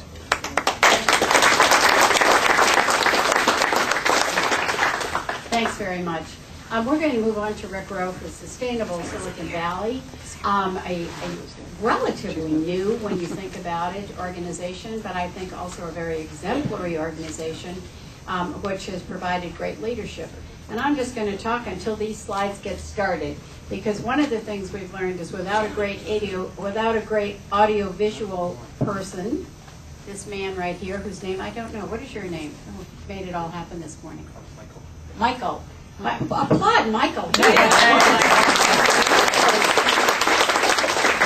He is truly running the show right up here. So I'm going to turn this over to Rick Rowe. Again, this is about 10 minutes. And right after Rick, we're going to go, Darren Defner, are you here? There's Darren. We'll go to Darren to hear from PG&E. So, Rick, welcome, and it's great to have you here. Thanks for inviting me, Liz. I'm Rick Bryan, the Executive Director of Sustainable Silicon Valley. An old but very profoundly true cliche is that what gets measured gets done. So let's start at the top. If we want a measurement to help us protect the quality of life of our children, one that comes to mind would be all of the county's capital assets per capita. These would include natural resources, manufactured capital, human capital, skills, knowledge, learning. Added all together, then divided by the population, which in Santa Clara County has grown from about 60,000 people in 1900 to about 1.73 million in 2008, you get social worth per capita, and it would give you some idea of what's sustainable, what's unsustainable. I've also got a dotted line on there on unsubstitutable base of natural resources. We heard that a sea level rise of about 1 meter is expected, but if we go over 3 degrees Celsius temperature rise from pre-industrial times, it's not impossible that we couldn't see 7 meters. And I don't think you could substitute enough levies of the natural capital we'd lose in Santa Clara County at 7 meters. Now, unfortunately, that kind of measurement is an economist's pipe dream at this point. There are economists who do it on a project basis. Some people think that gross county product, which should be the local measure that would parallel gross national product, would be some kind of surrogate. It is not. It doesn't deal with natural resource changes. So effectively, we're running blind. We have no measure that tells us whether we can be sustainable or unsustainable at a county level. What can we do? Sustainable Silicon Valley has taken an approach with an environmental management system. Basically, this and applying it, it's normally applied in organizations. We apply it at a regional level. Basically, you start off getting shared perceptions and ranking of the top environmental issues. We've heard an enormous number of factors here today. It's really important to hone in on what's really important and put a focused effort into mitigating these top issues. To develop shared regional targets, but allow each organization to set their own target that would eventually add up to the regional target, and allow each organization to decide what it should do appropriately itself, and in public policy provide means to do that, such as carbon tax of some form, like cap and trade or whatever, and also information disclosure, those kind of measures. And then, of course, feedback, annual reporting and analysis of progress, in our case by SSV with our partners, and attention to training and details and so forth. So that's essentially what a regional EMS approach is. A number of years ago, Sustainable Silicon Valley got a group of opinion leaders who ranked these issues on the left as the most important. Now, this is a process that should be repeated, and it's one that we will repeat in the coming years. But at the moment, the list shows basically global warming and non-renewable energy at the top. Fresh water is the second most important issue for the region. Urban sprawl land use is third, habitat development, non-renewable raw materials or other ones, and toxic chemicals on the list. So far, we're a fairly small organization, and we've got fairly stuck on the first one. We've got a unit of CO2 emissions, and we set a regional target of 20% reduction by 2010 from 1990 levels. We want to move on to fresh water this year. We're looking for participation from our partners and other groups in picking an effective unit, setting regional targets, and then moving on down the list. And I think we don't have time not to move down this whole list, so it's really great to have this activity happening and being sponsored by the county.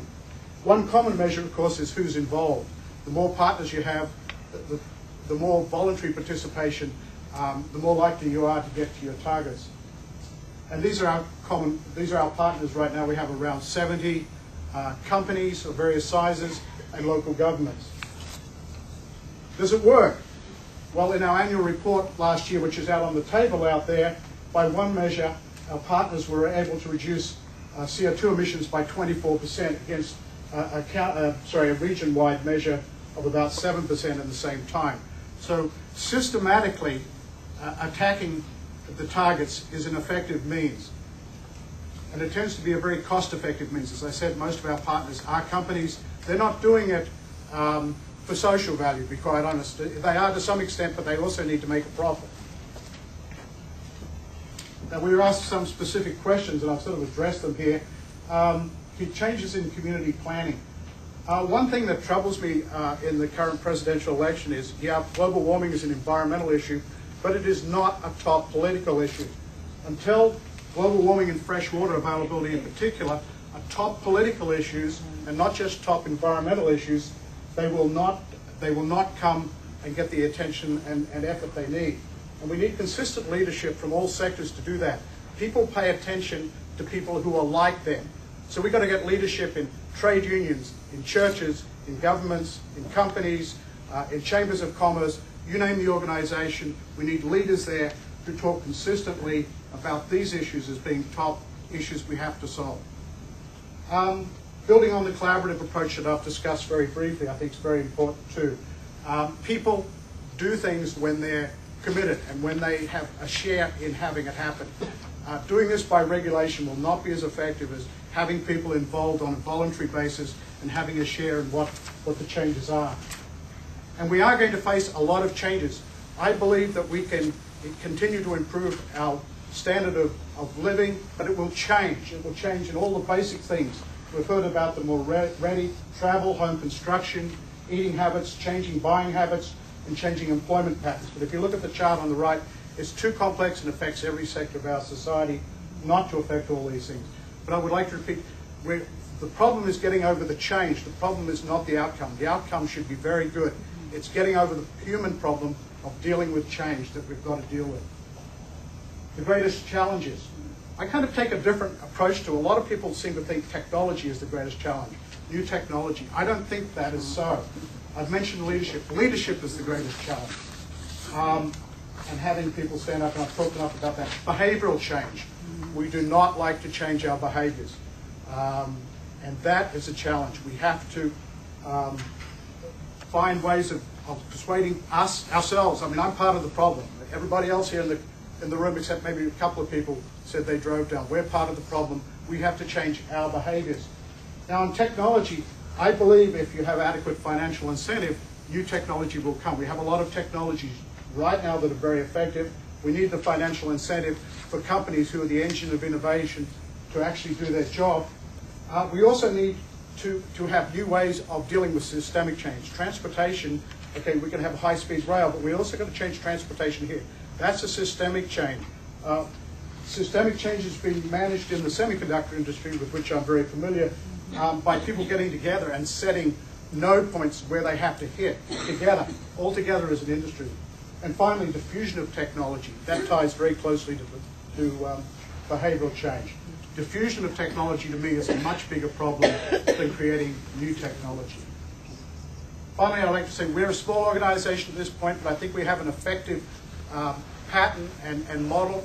We would like to work with everybody to make this regional EMS approach work for all the key issues.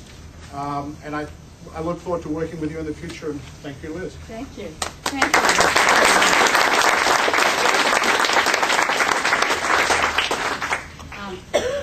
I don't know about you, but are you just really impressed with watching what's going on here? I mean, we're covering all the territory this morning. I think if you had tried to do this 10 years ago, it wouldn't have happened. I'm not even sure 5 years ago. So it's just enormously exciting, and Jay Thorwaldson and I were just talking at the back of the room. The Weekly is going to really expedite how this information gets out through a website and so forth, and it's good stuff. It really is. But I have to tell you a funny vignette while they're setting up. I was trying to leave San Jose last night, and I had valet parked, which is never a good idea. And I could hear him over the walkie-talkie saying, "How do you start this car?" I said, "Push on the brake and push the power," because I hadn't realized that Prius does put out little stickers. Did you know this? You can put on your car to tell other people how to start it. Otherwise, you'd be like my brother was last weekend saying, There's no way to start this car. I don't know how I'm going to get over to your house. So we're making our changes, but some of them do take making sure the information gets passed from one to the next. So Darren, it's a pleasure to have you here from PG&E this morning, provider of our power and a discussion of where we're going with that. So welcome, Darren. Thank you. Thank you very much. Well, let me first, it's a pleasure to be here, and let me thank Supervisor Niss and the League of Women Voters, because I think it's exciting to be here just to be able to share information from PG&E's perspective, but I think what's really exciting is there's so much consistency between all the different presentations we've seen. I always enjoy learning about from others, and I think if we're able to capture all the consistency, we don't have to create anything new. It's just a matter of gathering our arms around all of this and moving forward, together. So I think it's exciting just to see so much consistency, and we're all on the same page. We just got to take action now. So, real quick about PG&E, I probably don't have to say too much, but we provide gas and electric service for almost 15 million customers in the state of California. It's about 5% of the United States we serve. One of the questions that we were asked about, and I think you've seen, again, consistency between all of the variety of presentations, is what's the biggest challenge from your organization's perspective? Climate change. It's obvious. It affects everything that we're talking about with respect to sustainability. It's a stated goal for PG&E that climate change is real and we have to take action now. Period. End of story. We have to take action now, and there's a variety of ways of doing it. We just need to take action. So thinking about the concept of community planning, personal lifestyle, I looked at, for PG&E, we approach this from many different perspectives. We have a number of programs and services. I want to talk about key themes. But really, when you look at what has to occur, it's first starting with understanding your own impact. Now, Santa Clara County is a definite leader in this respect. You've already heard from Sustainable Silicon Valley, the ICLEI Joint Venture Silicon Valley project. We're all kind of working together. PG&E is a part of this as well, to start with an understanding of what's going on in the first place. What are the different sectors that are creating greenhouse gases? Now, one of the maps I didn't include, but that I saw referenced a couple of times, is the percentages of greenhouse gases in Santa Clara County, in terms of transportation, energy, building, you start breaking it down, is vastly different than the nation as a whole and the world as a whole. It's important to know that, because if we're going to be looking at what are the biggest bang for the buck type of actions, we have to see where it's coming from. And the story here is different than other parts of the country and other parts of the globe. For residents, we have a new tool. It's called WeCanDoThis.com. You may have seen some of the commercials. It tries to capture a lot of the things that we're doing, a lot of the opportunities that customers have to take action and put it into one place. Deciding on a comprehensive and holistic approach and taking action concurrently. For anything that you see in my presentation, it is not a, let's do this, then you do that, then you do the next thing. It's how many things can you do right now, all together, all at once. Energy efficiency, conservation, clean generation like solar, fuel cells, mitigation. We need to do it all right now to try to take action. And really, when you look at all of this, everything that we're talking about, it's understanding what the carbon intensity of all areas of our lifestyle and economy and making a definite change in that area. Here's a quick capture of the website that I was mentioning. You can see it touches upon different things. For people to understand their own impact, that little calculator, that's to try to understand your own impact and where are greenhouse gases coming from for your personal lifestyles. It obviously links into a number of other things that PG&E is working on and opportunities you have to take action. As we present this for any community, whether it's a city, a county, businesses, residents, we look at this as an integrated, holistic package. Again, it's taking action on everything, but you start with energy efficiency, you look at opportunities for clean generation, but if you haven't zeroed out everything, you should also be looking at trying to mitigate the rest. And there's a variety of ways of doing that. So energy efficiency, this is just a quick capture of what some of this means for PG&E, but it's just representing what that last diagram was pointing out. Demand response is a form of conservation. All that means is for businesses, you're reducing your actual load on peak days. For residents, just think about it in terms of conservation. What can you do as a personal choice to reduce your own energy use? Solar is just one example of some of the clean generation technologies, and the California Solar Initiative is one of the biggest programs in the state for you to be able to utilize to reduce the cost of installing solar. Climate Smart, which I'm going to briefly mention later, is for us an opportunity. We provide this as a voluntary program for customers to take action for greenhouse gas reduction projects. So big success, and honestly, I think you should give yourself a big round of applause for the success in California. You're part of this story. We, for the last 30 years, have remained flat per capita for energy use. The rest of the country has increased by 50%.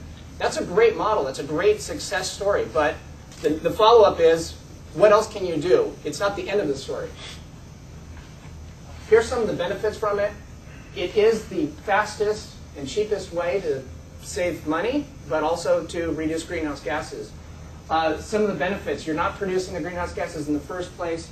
You're not having some of the losses that occur when you have to generate the power and then transmit it and distribute the power. And you can see some of the other benefits that energy efficiency provides. Here's a quick capture of over the last 30 years, it's been successful. This is the model that we need to move forward with. I just point out one thing. The necessity of not having to build 24 large power plants, I think is in and of itself just a great capture of what we've been able to achieve through energy efficiency alone. And then it talks about the actual megawatt hours, but also the greenhouse gases that have been avoided in the first place by taking action. Looking at Santa Clara County itself. Oh my God. This bar right here. This bar right here was the California figure that was on the prior screen. This is the United States bar. So you can see Santa Clara County has been a leader on this. Per capita, we've been a leader. But again, there's always more. Gas use. 5/3. 2/3 of the greenhouse gases that are created. I won't mention where you Explain that. We're dying to figure that out. Size of the house. What should be explained? Size of the home. It's size. The bigger houses. Average household use, 2/3 of your greenhouse gases from your own use comes from natural gas, not the electricity side. So if you're looking for some energy efficiency projects for your own use, look at natural gas in addition to electricity. For PG&E, over 50% of the energy we deliver right now on average is carbon-free energy. That's a big difference from the national picture. When we talk about global warming and you watch Inconvenient Truth, you talk about the worldwide story here. There are better ways of creating energy. There are worse ways. We've been pursuing very aggressively the renewable component and other carbon-free technologies. It breaks down here. You can see 1% of our energy comes from coal. Nationally, 50% of electricity comes from coal. Big difference. This just talks to the renewable portfolio standard and how California as a state is moving forward. For PG&E, this is how we're increasing our amount of renewables, eligible renewables as they're called. Here are some of the projects that we already have under contract and that we're moving into. The solar thermal, the utility scale solar, cow power as we like to call it, wave power. All of these are part of the mix. The story for greenhouse gases, because of those actions, is that going back to that percentage of what comes from transportation, energy, and the other sectors, we're doing much better here in California. Higher greenhouse gases in other parts of the country, so they need to be understanding their own impact. Climate Smart, real briefly, is one of our programs that we offer to all customers. It allows you to offset, reduce greenhouse gases by the exact amount that you create from your own energy use. It goes into California projects that are certified by the California Climate Action Registry and make it a full cycle. There's more information, by the way, over here. Some of the projects that we utilize in the protocols for climate smart projects. We're moving into a sustainable communities vision, and this breaks down some of the key goals of how we want to be able to move forward as PG&E and the programs that would be offered in the future. But also it links in with what the state's doing, AB 32 and some of these other measures that you've already heard about. That's kind of the graphic of what we are proposing. We have to go through a process with the Public Utilities Commission to be able to offer these things, but this is kind of our vision. And I think this is the last slide. Just some of the concepts of what sustainability indicators could look like. It's just looking at the larger carbon footprint and how do you take action, because it's not just one thing, it's how we collectively piece together all the actions that are necessary. And that's my presentation. Great, and thank you, Darren.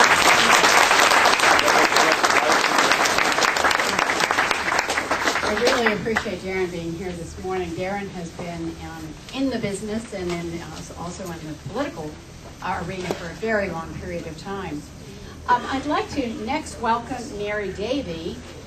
Mary has been a leader in the area of green and greenery for as long as I can remember. And Mary's going to talk to you this morning about the past open space that has been saved and what that has to do with our environment and the future of open space.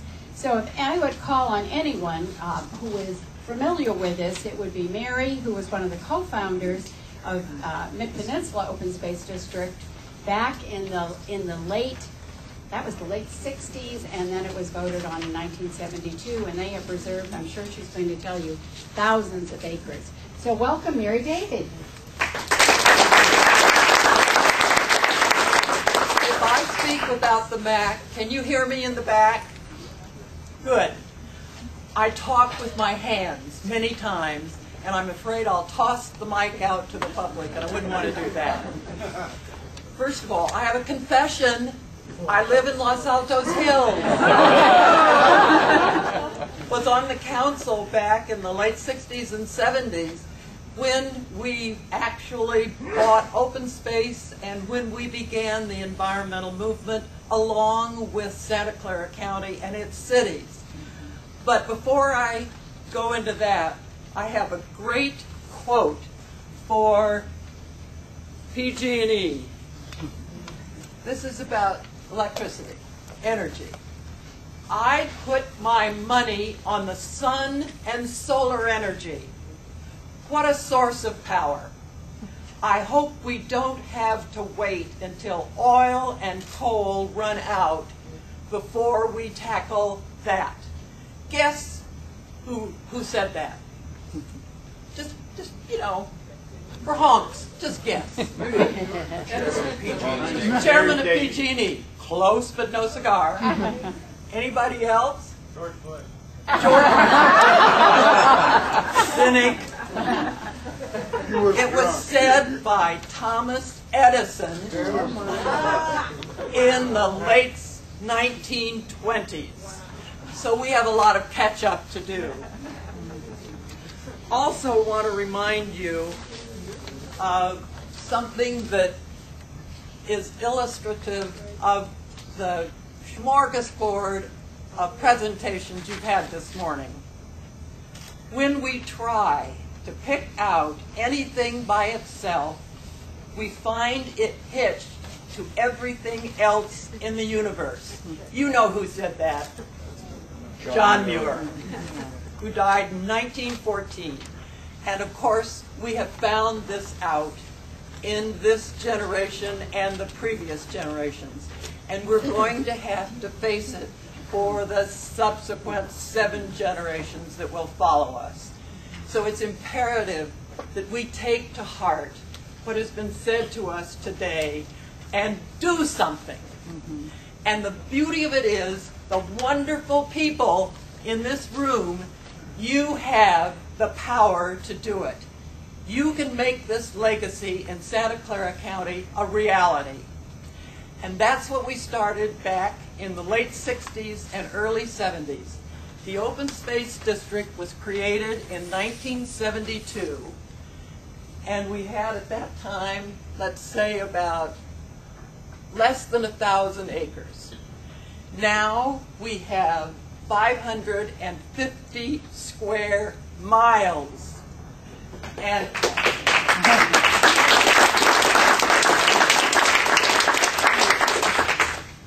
who here lives in Santa Clara County? Wonderful. You did it. How many of you were here in 1972 when Measure R was on the ballot? I see a few. Good. And in the same year, you passed the Park and Recreation Charter, which set aside 10 cents for $100 of assessed valuation. Just as we did the same year, 2 initiatives in the same year in 1972 to create the open space district and to create a tax revenue for parks and recreation in Santa Clara County. So, we did it. And you know what? We can do it again. Because when you begin modestly and you offer opportunities for recreation and just to look up at the hills and see how beautiful they are, that's why many of us come and live in the valley. And that's why you and people to come will vote to protect open space in the county. We have before us an issue of people and money. Isn't that about everything that we've talked about? The political will and the people to create that political will, and how much is it going to cost us? One of the problems we face, of course, is Proposition 13 and the fact that there isn't enough money to do what we want to do. Our property tax, when we started out in '72, like the Park and Recreation, was 10 cents per $100 of assessed valuation. Now it's 1.7 cents. And even though our budget at the Open Space District is almost $52 million, $30 million is set aside to buy open space. And that is what it's all about. And the county continues to support this. And it is an important issue and always has been. Now how about the Packard and Hewlett families giving an open space easement for 23 million acres to their The Nature Conservancy cares very much about that part of our county, next to Coe and next to all the other open space in that side. And that's why the idea of open space in this community is really important. And one of the best known facts in the county, particularly amongst the mountain bikers, are the paths that we offer in the county. We have almost 230 acres of multipurpose paths. 63% are multipurpose, the rest are for individual needs like hiking or equestrian. But these paths are open to all of us. And we open them because they give how important open space is and the environment. Just look. Santa Clara University has a program that's called Sustainable Leadership. The State of the Valley from Joint Venture is going to have one of its speakers, Chuck Reed, mayor of San Jose, who's going to talk to 180 businesses about the green vision of the region, which is pretty spectacular.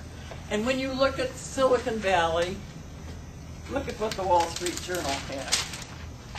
This was in January 17th, Wall Street Journal. Economics. The companies who are in green tech and clean tech buy their stock. Support them. Support organizations like the Packard Foundation, which is spending a significant amount of its money in environmental interests and have been the bulwark of Peninsula Open Space Trust in buying and protecting open space in our area. We have been on the crest of environmental movements since the 60s. The 60s and 70s were the halcyon days of the environmental movement. When our district was created, it was replicated throughout Northern California. We had as our model across the Bay, the Bay Open Space or Bay Area Park and Recreation District across the Bay, which was our model, but we turned it into a single purpose district of buying, protecting, and getting the public to see the beauty of the open space, welcoming all the public onto the land so that they can get the feeling of being in the open space and learning about it. One thing that hasn't been mentioned very much today is education. If we are going to carry this on, and our children and our grandchildren, and that's 7 generations out, this quality of what we have here in the valley, the rules, the regulations, the zoning power, needs to be part of the educational curriculum K through 12 and into the college. They need to learn from us and from the system of education the ethic of loving, caring for the land. And that is important to talk about, as well as water hasn't been talked about too much today. And you know, that's next. That's right, but that's the water district will follow me. But that is of crisis proportion. And one of the things that the district does, works with organizations like Hidden Villa to protect the Adobe Creek watershed, which is on Hidden Villa land. That's one of our missions, to protect the open space and keep it pretty much as it was before human came on it, even with the Indian before us. But our mission is, and you can carry it out in this room, wonderful to see the people here. And one of the things we need to do as I end, thank you, rain spirits. Thank you for a rainy day and for coming out on a rainy day. You are appreciated.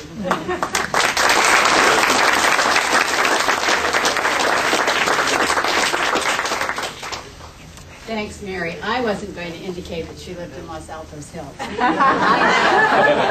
know she's not one of those high bars there. I'd be absolutely positive of it.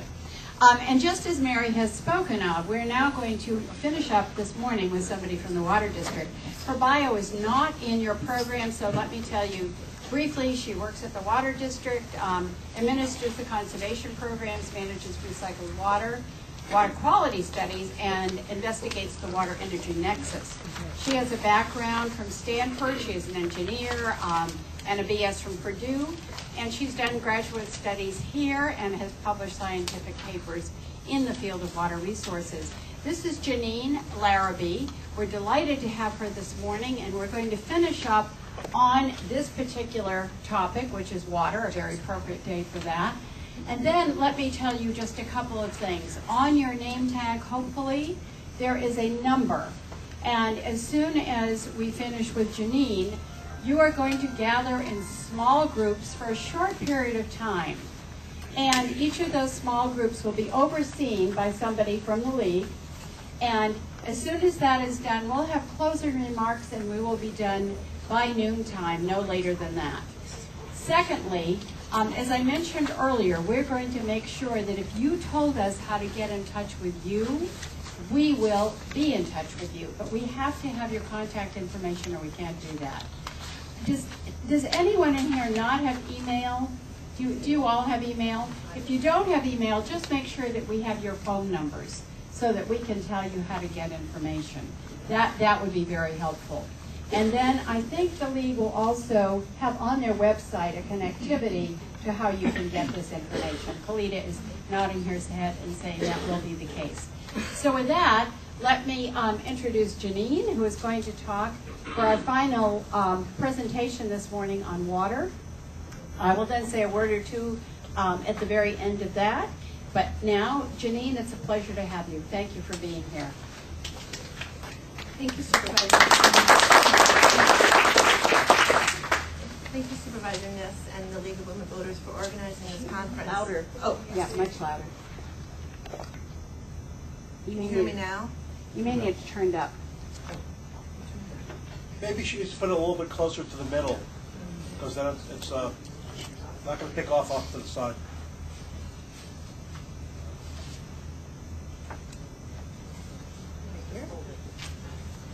Can you hear me now? No. No? Try talking into it, Janine. Okay, I'll just talk into it here. Okay. Thank you, Supervisor Niss and the League of Women Voters for organizing this conference. I'm filling in for my supervisor, Hossein Ashtarab, who regrets he was unable to attend, but he had a family emergency to take care of at the last minute. Today I've structured my talk around the questions that were posed to the speakers in an email prior to the conference. So to start with the first question, what is the district's role in protecting the environment, especially water resources in the county? The district plays several roles as the primary water wholesaler for the county. We provide clean, safe, reliable drinking water for the residents. We maintain healthy creek and bay ecosystems through a number of different programs. We also provide watershed stewardship through a number of different programs that we collaborate on with the county as well as other government agencies. And we also provide flood protection. The most significant challenge for water resources today, or long-term challenge, is responding to climate change, or the challenges posed by climate change. The district is responding to climate change in a number of different ways. We received our Green Business Certification in 2004, which helps us optimize the energy efficiency, water conservation of our own facilities, as well as pollution prevention and solid waste reduction. We are a pledging partner of Silicon Valley, Sustainable Silicon Valley, and as part of that, we've undertaken a number of different measures to reduce the CO2 emissions of our operations and facilities. Our headquarters building, a solar energy project, which was recently completed, supplies about 20% of the headquarters campus electricity needs. We've also undertaken a replacement of our oldest fleet vehicles with hybrid vehicles. We have a hydro facility energy generation at the Anderson Dam. And along those lines, we also try to maximize the energy efficiency of all of our water supply operations throughout the county. And water supply management, especially long-term water supply management and water use efficiency, are key in responding to the challenges and uncertainty posed by global climate change. I'd like to talk a little bit more about water supply management. We have several planning documents, our Urban Water Management Plan, as well as our Integrated Water Resources Planning Process, that are both tools for ensuring a reliable supply of water for today and the future, as well as responding in the form of adaptation and mitigation to the challenges posed by climate change. And as I mentioned earlier, water use efficiency is key to providing a sustainable future in water resources for the county. And the Water Use Efficiency Unit, of which I'm a part, has 3 primary programs: water conservation, water recycling, and desalination. And I'll talk a little bit more at the end about some of our water conservation programs. So a key strategy for sustainability, as I mentioned, is water conservation and water recycling. Since we began our programs in fiscal year 1992-93 over on the horizontal axis of the graph, we've continually expanded the programs each year, and cumulatively we've saved about 427,000 acre feet. Just for a frame of reference, that would supply about 750,000 typical families for 1 year. We have an ambitious water use efficiency goal for fiscal year 2030 that we're on target to reach, of about 42,000 acre feet of recycled water and about 100,000 acre feet of water conservation. And to get there, we'll be expanding our current programs as well as developing new water conservation programs. Water conservation or water supply has energy embedded in it through a number of different routes depending on the source of water. Groundwater requires energy for pumping. Imported water requires energy for conveying it to Santa Clara County. So saving water through water use efficiency saves energy. And we recently completed an analysis to look at the energy savings associated with water use efficiency. And we found that since we began our programs in fiscal year 1992-93, we've saved about 1.62 billion kilowatt hours, which, just for, again, for a frame of reference, is equivalent to the electricity required for about 236 households for 1 year. Water supply also has CO2 emissions associated with it, again, depending on the source of energy used to power the water pumping or the water conveyance system. As a result of this analysis as well, we found that we've significantly reduced carbon dioxide emissions since the beginning of these programs, reducing carbon dioxide emissions by about 381 million kilograms, which is equivalent to removing 82,000 passenger cars from the roads for 1 year.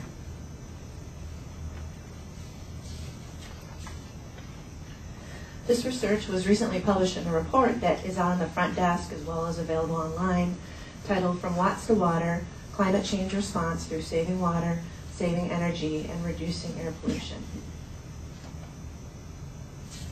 I'd like to talk a little bit about the second question posed to us, which was, how can the community help protect water resources in the county? Thinking broadly, one key area is community planning, the development of new ordinances, such as new development ordinances, like the various green building programs, the sustainability programs, the green plumber programs, are very important in maximizing water use efficiency in the county, as well as programs that are for existing sites, such as retrofit on resale ordinances. And we've worked with a number of our partners, our water retailers in the county, to discuss and or develop retrofit on resale ordinances. Landscape ordinances are important as well in maximizing water use efficiency. We've supported DWR's efforts to develop a model water efficient landscape ordinance, which should be on the books in 2009 and require cities and counties to implement by 2010. We collaborate, as has been mentioned earlier, extensively with the county as well as our water retailers. We appreciate their support on all of our water conservation and water recycling programs. We cost share on programs, we co-market programs, we share ideas, and one key program that we work with the county on is the Green Business Program. That's been a very, very effective program for us in identifying participants for a number of our different water conservation programs. With respect to, with respect to water conservation from the community, for the community from a public standpoint, we have a number of, I think at current count, we have about 22 different water conservation programs that the public and or businesses, residents and or businesses can participate in. One key way to conserve water obviously is through behavioral changes. The problem with those is while they can be effective, they're generally only effective in the short term. And so, for example, when we issue voluntary cutback requests, we do tend to see a behavioral response, but many times if that message is not continually repeated in the media, it's lost, and the savings that we've achieved through those behavioral changes decrease over time. So that's one of the biggest challenges that we face, is maintaining a water conservation ethic throughout the time frame. We also offer a number of other programs, like I mentioned earlier, residential, commercial, agricultural, and landscape programs. And with that, I'll end. We have a few other, in the handouts that I have, we have a description of a few of our other specifics of our water conservation programs. And you can take a look at those if you're interested in them. Thank you.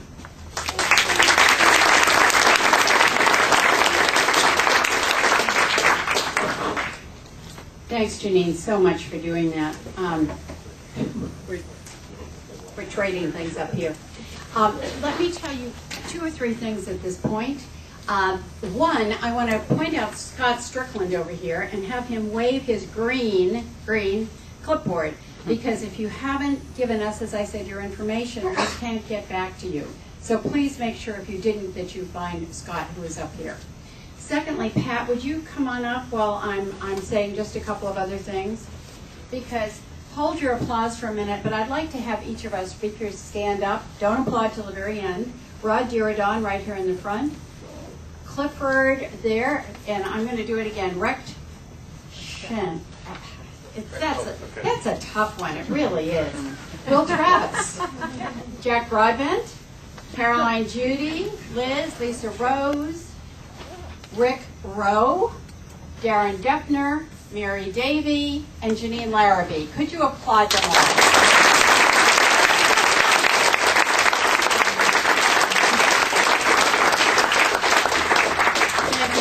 And what a credit to each of our speakers that I hardly see an empty seat out there. You have been just the most attentive and interested audience, and I'm very appreciative. With that, I'm going to introduce Pat Showalter, who is going to tell you how you're going to gather in your groups. And then, as I said, we will be out of here just before noontime, but I wanted her to give you some information. At the same time, I also want to thank Linda Lou from my staff, Scott. Is anybody else here? Marcia right in the front. Patty had to leave. Patty has gone to a funeral, but Patty certainly was the driving force behind this. So thank you all, and now let me introduce Pat. Okay, thank you. I understand that we are going to divide into about 8 different groups, and 12, well, we don't have 12 different groups, and we have 4 basic questions to answer. Each of the moderators have been given a yellow sheet of paper. Caroline's holding it up with the 4 questions. And the idea is to come up with those, the beginning of those indicators that